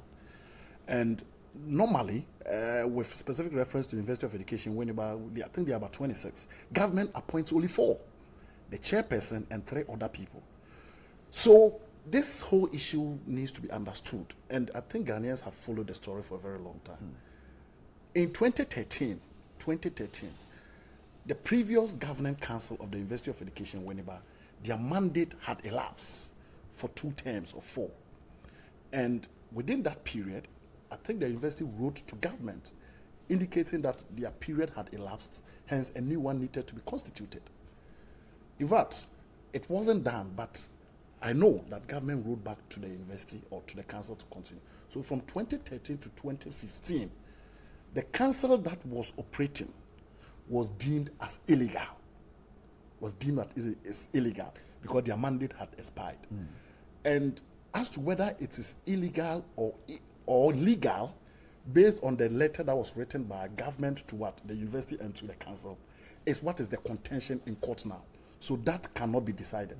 The onus lies on the court to decide whether it was legal or illegal. And I do not have a problem as an individual with the plaintiff. I think things of this nature needs to be clarified. But you see, the challenge and difficulty here is that within 2013 to 2015, the plaintiff, who is a former assemblyman, what he's saying is that because that council was illegal, every action of the council taken within that period, 2013 to 2015, should be deemed as void. What? Illegal and null and void. And the judge or the court is yet to decide on that. Right. The difficulty, as your story says, court asked Vice Chancellor of the University of Education, Winneba, to step aside. The Vice Chancellor was appointed Vice Chancellor by that quote-unquote defunct council in 2015. 2015. And the plaintiff is saying that, look, all decisions taken must be what? Nullified. The judge, and the judge has placed an injunction because it was asked by the plaintiff. The difficulty that most of us have, and especially with UTAG, is that, look, if you're talking of 2013 to 2015, anything that happened needs to be taken care of. You are saying the Vice Chancellor was appointed in 2015. He should be what? He should step aside. The finance officer was appointed in 2013 under that defunct council. He should step aside. The Vice Chancellor is being instructed to hand over to the Pro-Vice Chancellor, who was appointed an associate professor by that council in 2013. I see. He was appointed a full professor by that council in 2015. In 2013, he was appointed a Pro-Vice Chancellor by that council. Are you with me? So you see inconsistencies in it. That's what you're pointing out. The Vice Chancellor who nominated him as the Pro-Vice Chancellor is asked to step aside. The Deputy Finance Officer who is supposed to take over from the Finance Officer was appointed by that same council. What is good for the goose must be good for the gander. Consistency. If you are saying anything under that time must be what? Void. Is null and void, then why do you ask that a person, and in fact, the Vice Chancellor, right, the Vice Chancellor was appointed a full professor in 2005. Full professor in 2005. So, for us at UTAG, we are saying that, look, there's a contradiction. It looks as if this whole thing is some kind of what? A witch hunt. Just to what? To pick 2 people. And even, let's say the council was illegal. Everything that happened.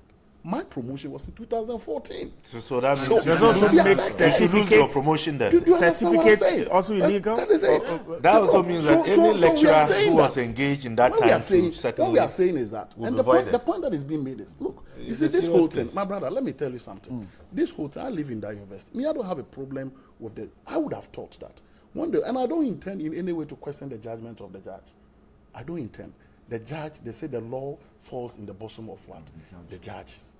If the judge has said, look, this is an injunction that I've been asked, that everything that fell within that period should be nullified, or for the sake of the determining the case, it should hold on. It stays that way. Then the university would then go and take a decision as to who takes over and who does what. But when the judge says categorically that the Pro-Vice Chancellor should take over, the Deputy Finance Officer should take over, when in fact they themselves, by virtue of the positions that they hold, emanates from that illegality. UTAG thinks that it should affect all of them. Yes, and you see, right, let me conclude. Before them, the member of parliament who is the lawyer for I'll try and reach him on phone. He himself said on Radio Windy Bay, somewhere in January, February, he said on Radio Windy Bay that the Vice Chancellor should hand over to what? The Pro-Vice Chancellor. For what reason? Because they were elected by an illegal council. The finance officer should hand over to the DFO because they were elected by what? An illegal council. Coincidentally, what he said in February is what is being upheld. So me, I will ask everybody who happens to be a member of UTAG to be cautious, to tread with caution. This issue, I think, is it smacks on the integrity of what? Of the university and the freedom of what? Our institution as what? Academic freedom. Closed. UTAG is on strike. It's on strike. UTAG is on strike. Look, right, let me use this opportunity, this platform, to call on UTAG National to come to our aid. If the court process is determined that, look, this council was illegal and is ruled on, so anything that happened within that period, including my promotion, needs to be nullified and rectified later on, so be it. But when you select, when you pick and choose, then it's marks of witch hunting. And I think that is not right. It is happening to Winneba today. Tomorrow it might happen to our University for Development Studies. So we are calling on UTAG National to come to our aid. This thing needs to be stopped. It's All right. Let me quickly speak to the Member of Parliament for Fuji Council, who's also the counsel for the plaintiffs, Honorable Afinya Markin. He's just joined us on the phone lines. Good morning, Mr. Afinya Markin. Good morning. Right. Thanks so much for joining us. Now, UTAG's concern is that if indeed the court has ruled that the council then, the governing council then was illegal, and so it cannot accept any decisions that were taken when its mandate expired. UTAG is suggesting that it should affect every decision of that council and not perhaps what the court decided yesterday, the Vice Chancellor and the Finance Officer stepping aside. Is that something you disagree with? Well, first and foremost, let me express appreciation for the opportunity and also thank Dr. Jinapo for his contribution, except that we have some disagreement. Now, when a court rules on a matter, it is for public discussion. Therefore, I am not in a position to argue with UTAG on this platform. I am in a position to argue with UTAG in court. But certain facts must be put in proper perspective. And I will urge Dr. Jinapo and all others who are interested in this matter to do away with emotions. Because Dr. Jinapo knows that he and I, he's the only lecturer at the university who has actively engaged me privately on this matter consistently for over 3 years, and I respect him for that. Every effort he made to get this matter resolved, I still respect it, and I think now that we've gotten to the point of law, he must take away emotions because he knows what the facts are. Now let me clear the issue. How can you take If emotions out of that? If you look at the university statute and the act that established the university, we have various functions of the council. The Vice Chancellor, the Finance Officer are appointed by the council, and they take up everything with regards to the appointment. Now, if you come to other positions like the Pro-Vice Chancellor, the Pro-Vice Chancellor is elected. There's competition by 2, 3, or 4 people, and the one who is elected, who wins, is the Pro-Vice Chancellor. In the case of the Pro-Vice Chancellor, the mode of selection is different from that of the Vice Chancellor. So I want that matter to be cleared. Now let's go back to the promotion. I'm not cutting in, but is it also to mean then that how the Pro-Vice Chancellor is elected, that decision is not done by the governing council? No, that is by convocation. If you look at the statute, so the Pro-Vice Chancellor is not his election or appointment. It is not the council that elects the Pro-Vice Chancellor. It is in their statute. I have it with me. Okay, I thought you would have it with you. Now let me go to the next question. Please, before you go, does the council need to approve of this person? In terms of what? You said that he's not appointed by the council, but I'm asking, if he's appointed by any other body, the governing council, does it need to approve of this person? It doesn't need to approve it. He would only be sworn in. It would only be sworn in if the man has been elected. It is just the process of swearing in and confirming that election. That is all. That is all that the council does. So if there is an illegal council at the time, that does the confirmation. What is important to be done is for a council that is regularly constituted to do a ratification of that election. Okay. That is simple. Now let's come to the issue of the annulment of certificates and the promotions and all that. Look, the University of Education Winneba has a statute. In the first statute, we have a provision for an academic board. The academic board, what it does is that it recommends for the award of degrees, professorship, and whatever, makes a recommendation to the governing council. So all that we are saying, and I'm sure that a lot of people have not read the reliefs and the whole statement of case of Mr. Kofi Kwaira. What we are saying is that the decision to confirm certain recommendations by the academic board and the promotions board and all that, as done by the illegal governing council, must be declared as null and void. That does not mean that a properly constituted academic board that has done its recommendation cannot be placed, that recommendation cannot be placed before a properly constituted council. So for instance, Dr. Jinapo, who earned a promotion, got a promotion because a properly constituted promotions board had done a recommendation that Dr. Jinapo has taught for 5 years and is due for promotion and he's been made an HOD. Now, in the general principle of law, when this recommendation has been done and a body does not have the mandate to do it, all that is required is that when a properly constituted body is put in place, it comes to do what we call ratification. That is how come even in the recent Supreme Court case in the Gitmo matter, the Supreme Court said, look, what the executive did at the time was illegal. They should have come to Parliament. However, we are giving directions. We are giving two directions. You either now take it back to Parliament for ratification, because you should have done that before going ahead to accept the Gitmo guys. In any event, because you didn't do it, we declare it as null and void. We declare it as illegal. However, we are saying that take it back to Parliament for ratification or send them back. You have two options. Now, what we are saying, we know that it's an academic institution. I am a major stakeholder as an MP.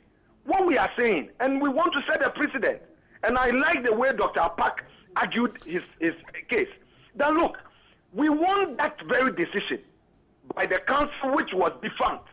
In any event, the Minister of Education at that time came to Parliament to confirm that indeed that council, they don't have mandate to do what it was doing. It's in part of the Hansard, and anybody can refer to it.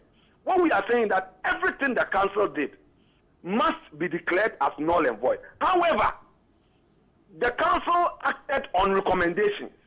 These recommendations were properly done, and we've acknowledged that in our statement of case. These recommendations must now be placed before a new council properly constituted for ratification to be done, so that those who earn these promotions will not be affected. Students who earn their degrees, they've had their transcript, they have gone through their studies for 4 years. You cannot say that you declare the certificate null and void and they go home without certificate. No. They will now, the new council will now have the opportunity to deal with the existing recommendation which should have been done, which should have been confirmed by a properly constituted council. Okay. So there is no chaos, except that when people will decide not to read the exact reliefs, they would want to make political arguments, all right. etc. Clarification. So, what you've just told us is saying that the court did not rule that every decision of the defunct council should be reversed. No, Bright, you've gotten it wrong. The court has not ruled on the substantive matter we have filed. The court has set 9th, 10th, 11th, 12th to rule on the substantive matter. Yesterday, the court ruled on the injunction. we sought 4 reliefs under the injunction, and permit me to let you know. Quickly. One was that the VC and the FO holding themselves as principal officers be restrained, and we stated the grounds, and that's what I've debated already. 2, we said that certain payments were being made to third-party companies without any procurement, and we cite examples of highway officials who were supposed to have a memorandum of understanding, and they themselves had nominated their own companies. We showed a registration document that these monies that are being paid in millions of Ghana cedis should not, so the court should stop it until we finish the matter. The court did that. And then again, we said that there were some contracts, huge sums of money, that were being given to certain individuals. That one, to the court should stop it until the matter is determined. That one was also done. Now, I heard Dr. Jinapor saying that the court ordered that the deputy finance officer should act. The court didn't say that. He was not in court. And I don't want him to say what the court has not said. What the court said was that the finance officer and the vice chancellor are hereby restrained. The court went further. It didn't say. Don't say what the court has not said. So the court said the finance officer has been restrained. Okay, so the court did not rule that they should hand over. The court said the finance officer and the vice chancellor have been restrained. The court went further to say that the deans and the HODs who are in place are to remain in office. The court also ruled that in accordance with the provisions of the university's own statute, the pro-vice chancellor should act. And the court further directed that government is being given 14 days within which to reconstitute a new council, and awarded a cost of 4,000 Ghana cedis. All right. Let me put on record that UTAC filed for a joinder, and same was dismissed at a cost of 3,000 Ghana cedis. Okay, Honorable Afnyamaki, stay on the line. Dr. Jinapor put in a quick question. Please, why not? Doc, I'm here. Okay. I'm here with you. MP, good morning. I think good morning, my professor. 2 things. I'm not a lawyer, but based on what I know, the pro-vice chancellor. What you know as what? As somebody who works at the university. Very well. Go ahead. And with experience regarding the pro-vice chancellor and how he's.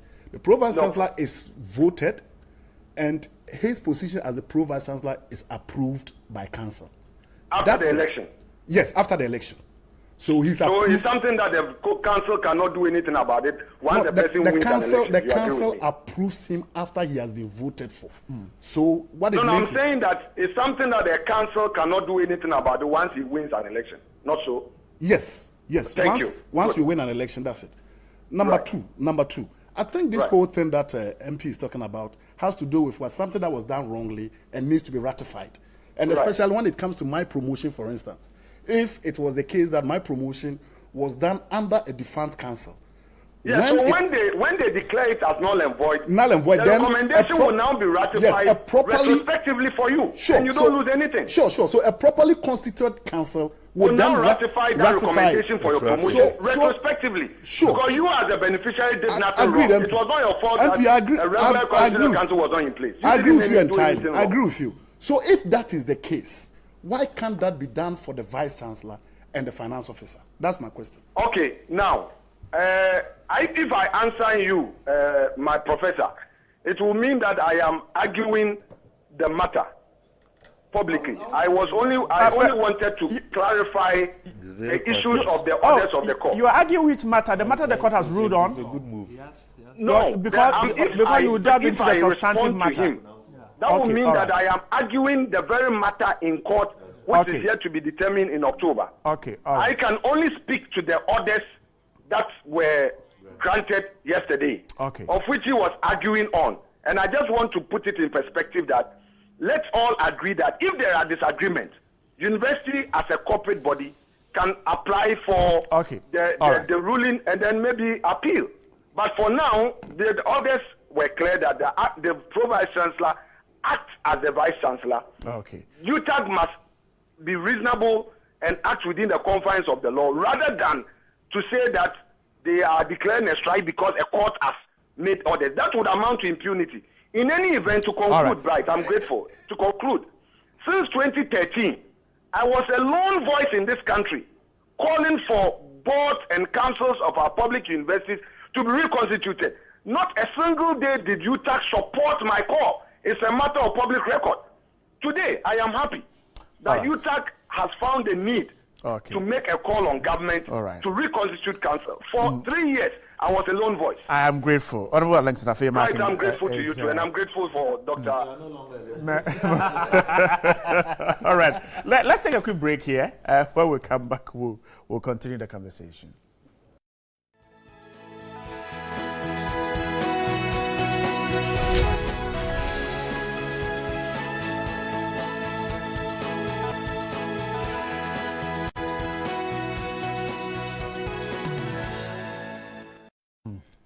Welcome back. Let me quickly run through some messages here. Now, Michael Amenim from UK says, as a matter of fact, the current happenings at the University of Winnipeg is very worrying and pathetic because if care is not taken, they will jeopardize the work of the university and affect thousands of students who had graduated 3 years back.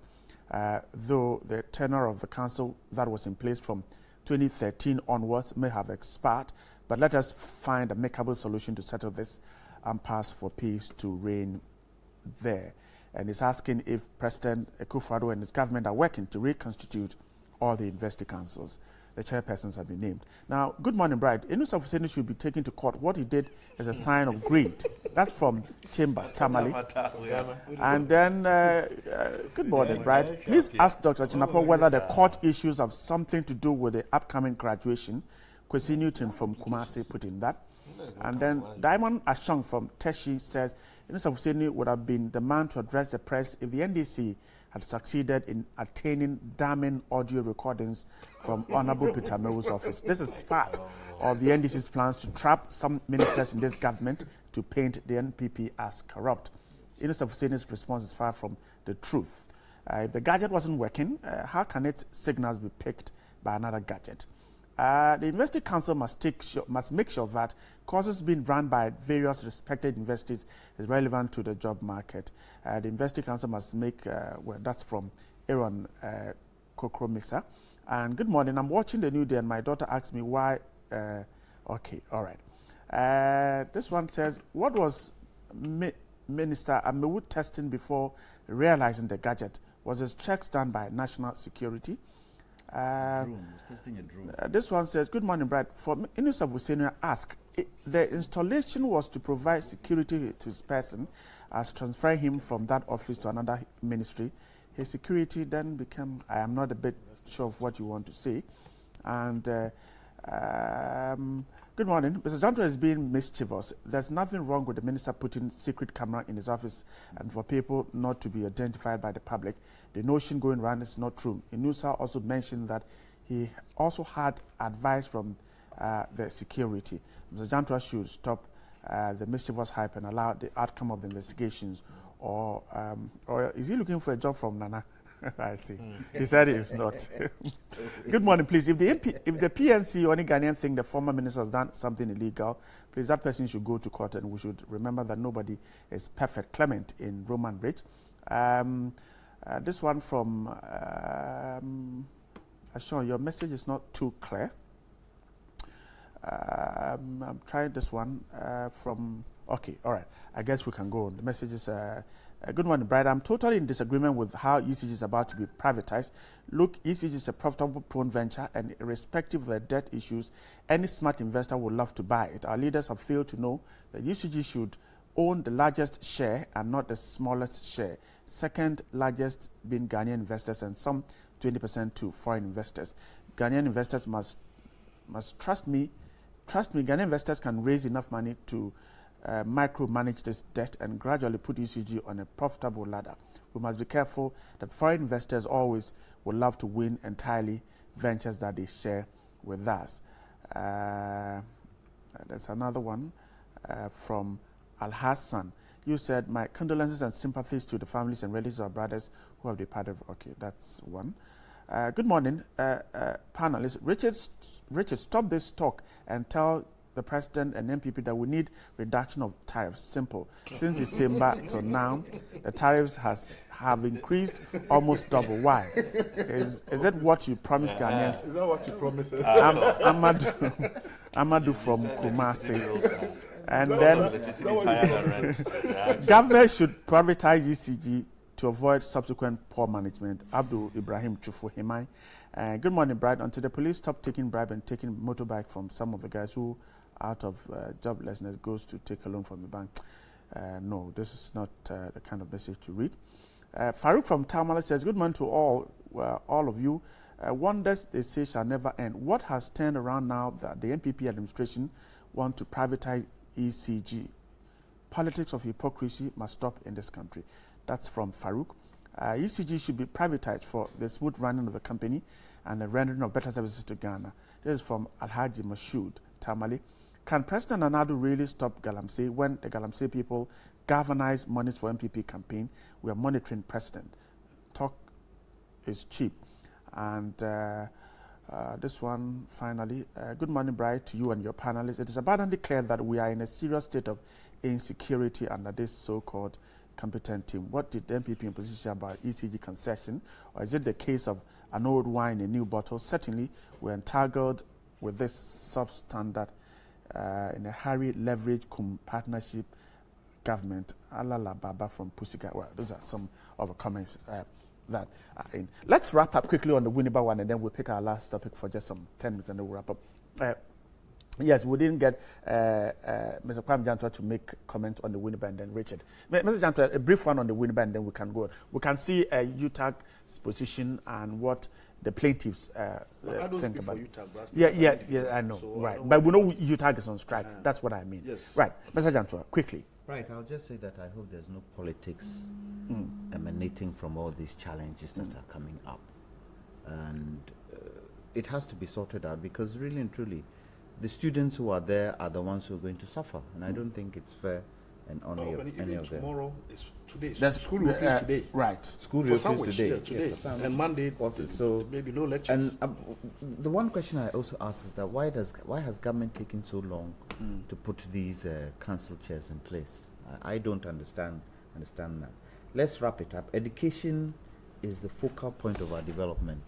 And if we play politics with it, then it's a challenge. I really was not too sure. Yes, Honorable Marking's constituency is in that area.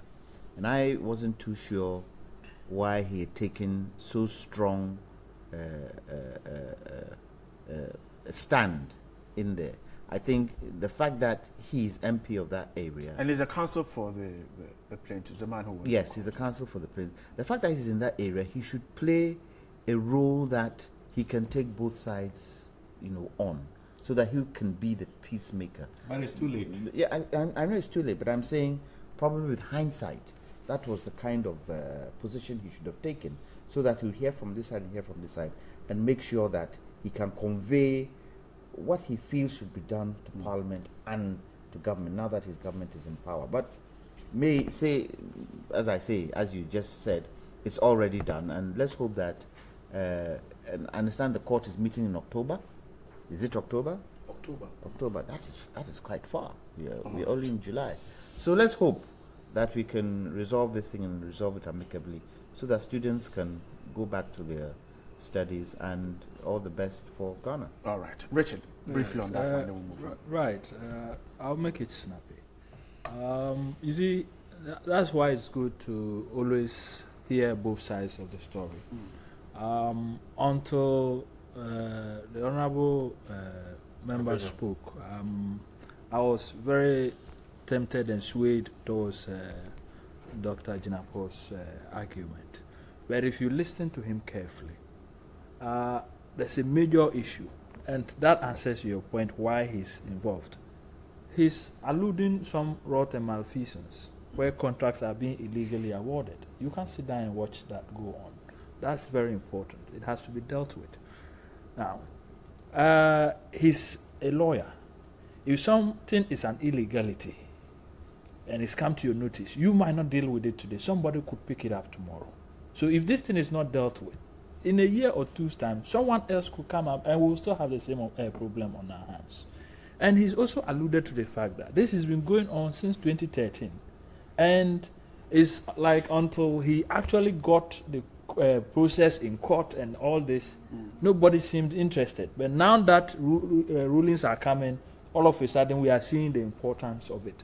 But for me, the most important aspect of it is that there are some decisions that naturally will stand because the bodies that took those decisions were properly constituted, the academic boards and all those other ones. And then there is the one that is being contested in court, which is the governing council's decisions, which has lapsed and yet is still in an acting position. Can you imagine we have a president who has had 8 terms, and then we are asking the Council of State says that he should act for another year, and then we are going on unconcerned. It will be problematic. And so, but the beauty of it is this. When the council is properly constituted, all those decisions that they were supposed to be approved by the council that are now null and void will be ratified. And for me, the solution is in actually getting the council constituted immediately to ratify those decisions, and we'll move on. Right. I think, let me tell Richard. Quickly. In 2015, after that council period elapsed, a new council was what? Formed. A new council was formed in 2015. Yeah, but between 2013 and 2015. That's what I'm saying. Decisions Between were 2013 and 2015, decisions were taken by quote and unquote an illegal council. Yeah. And according to the MP, when a new council is formed, all those decisions can be ratified. The question that is being asked is that in 2015, when the new council was formed, why weren't they ratified? You get a point. So that is the council's Why problem. weren't they ratified? So this whole ratification that we are talking about, that ratification must apply to what? Everybody, including the vice chancellor and the finance officer. Okay, all right. Right. Just a last one. I just want to re-echo what Lawyer Jantua said. We should try as much as possible not to politicize what goes on in academia, particularly our universities. It will do us a great deal of good. When we're discussing the Inusa Fuseni thing, Lawyer Jantua talked about the fact that there was a perception, that suggested that, something untoward was intended. I can tell you that in this particular instances, there's a perception too that there's some politics at play. Sure. Whether it is true or not is another matter. Right. But as much as possible, let the academics deal with what they are expected to do. Let the politicians do what they are expected to do. Politicians should not be meddling in the matters of academia. With all due respect, you and I are products of I'm saying allusions. And we are political. You cannot avoid politics. I'm piggybacking on what Ajantua said. Let me quickly chip in. So let me also put it out there. Right. Partisan politics, This is from a concerned lecturer from the University of Education, Winneba. Now, he says that the University Council can nullify the election of a pro-vice chancellor on certain conditions. Sure. And he says, example, in 2000, 2 contested for the position, a senior lecturer and an associate professor. The senior lecturer won, but his election was nullified because by the statute, to qualify for election to be the pro-VC, the person should be of professorial status. This from a concerned lecturer, suggesting that it means the council has a role to play in those appointments. Yes, he's trying to react to Mr. Afenyo's the issue. person we are in question right now fall under such a condition. Yeah, the pro-vice chancellor was appointed by the illegal council, and he's not. No. He went through an election, and his position was affirmed. All right. I quickly get let's quickly talk about the policeman who was knocked out. But my producer has to quickly play the voice of the IGP. The police service has placed a 10,000 bounty on the heads of the 2 criminals, alleged criminals, who shot one policeman dead and injured another. The IGP yesterday made some pronouncement. Let's quickly listen, and then we'll come back to the studio. The killing of a constable who was on lawful community policing duties to protect the public is a matter of concern to the police administration, as well as the entire police service. On this note, the police administration is offering reward of 10,000 Ghana cedis to anyone who provides information leading to the arrest of those behind this criminal act. I would therefore like to take this opportunity to appeal to the public to assist the police in bringing these criminals to face the law. That's Mr. David Asante appealed to there. One of the key things he raised yesterday was the fact that the police service do not have what it takes to equip its men when they go out for these operations. And they said the service is working hard at getting that. Richard, let me begin with you quickly. We're wrapping up. We want to deal with two issues before we wrap up. Now, the police service and equipping, they were told that the officer in charge was poorly equipped. That might have been resulted in that situation. And the IGP says the police is working hard to deal with it. Are we behind time? We've been behind time for a long time. And we've been paying lip service to the police service. But I think the police service is not doing itself a lot of good. Yesterday I heard, I don't remember his title and name, but on a sister radio station, being questioned about this very fact that he was poorly equipped, and actually when he was trying to cock the gun, it failed. And then the armed robbers had a chance to shoot him. Yeah. And yes, and the question was the police culpable in this instance, giving a failed equipment to its officers? And you wouldn't believe the response the officer was giving. It's like the gentleman is lucky he's alive, because he's responsible for having the gun serviced. Yes, I'm responsible for having the gun serviced, but is there a supervisory system in place to make sure it's been done? Is there a registry that ensures that, okay, on a weekly basis you have signed in, the thing has been serviced and it's come out that it's okay, and so you are good to go? We can't just leave it to the whims and caprices of individuals.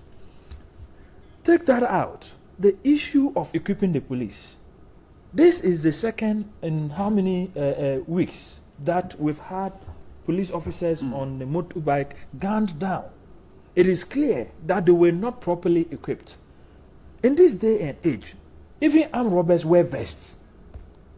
Vests. So that if the police service and the policemen we put in in harm's way, riding motorbikes without helmets, okay, don't also have vests and don't have guns, because the second one that was shot actually didn't have any weapon. Right. Then why, on what basis are we taking them out on patrols? Richard, I'm grateful. I ran out of time. A quick one. Doc, Jinapo, quickly coming. Just 30 seconds. Well, my condolence to the family of this policeman. It's very unfortunate. A very young policeman. But you see, right, my simple response to this whole issue, based on what my brother have just said, is that the police today, morale is extremely low. Morale is what? Extremely low. Something needs to be done about it. The police is just becoming just a uniform. I think we need something more than that. And I'll call on the IGP. The IGP should be up and coming. I mean, he's a nice fireman, but he needs to put some fire. People need to fear the police, not necessarily fearing them, but they should have some respect for the police. How can somebody be that audacious to pick a gun, point it at a policeman wearing uniform in broad daylight? Tells you that, look, morale is really falling. Okay. So he has to do I'm grateful. Dr. Park. Yes, I think I must also express my condolences to the bereaved family and other personnel who have fallen in the line of duty. And I think I have to agree. It is becoming one too many. And I personally feel that there is a need for the police to be gingered. It looks as though, you know, they have lost some vim. Yeah, and there is so much impunity in the system. For some reason, citizens, particularly those at the fringes of society, feel that they have room to play. I mean, I couldn't believe it when I saw the video. Broad daylight. Okay. Is this Kwame Nkrumah's Ghana? Okay. Kwame, just 20 seconds for me and then we'll go. Right. I think it's high time we had a national dialogue where the police is concerned. to be able to identify some of the issues that we need to get the police working. I mean, it's been silent for so long. The police are the modicum of protection for the people.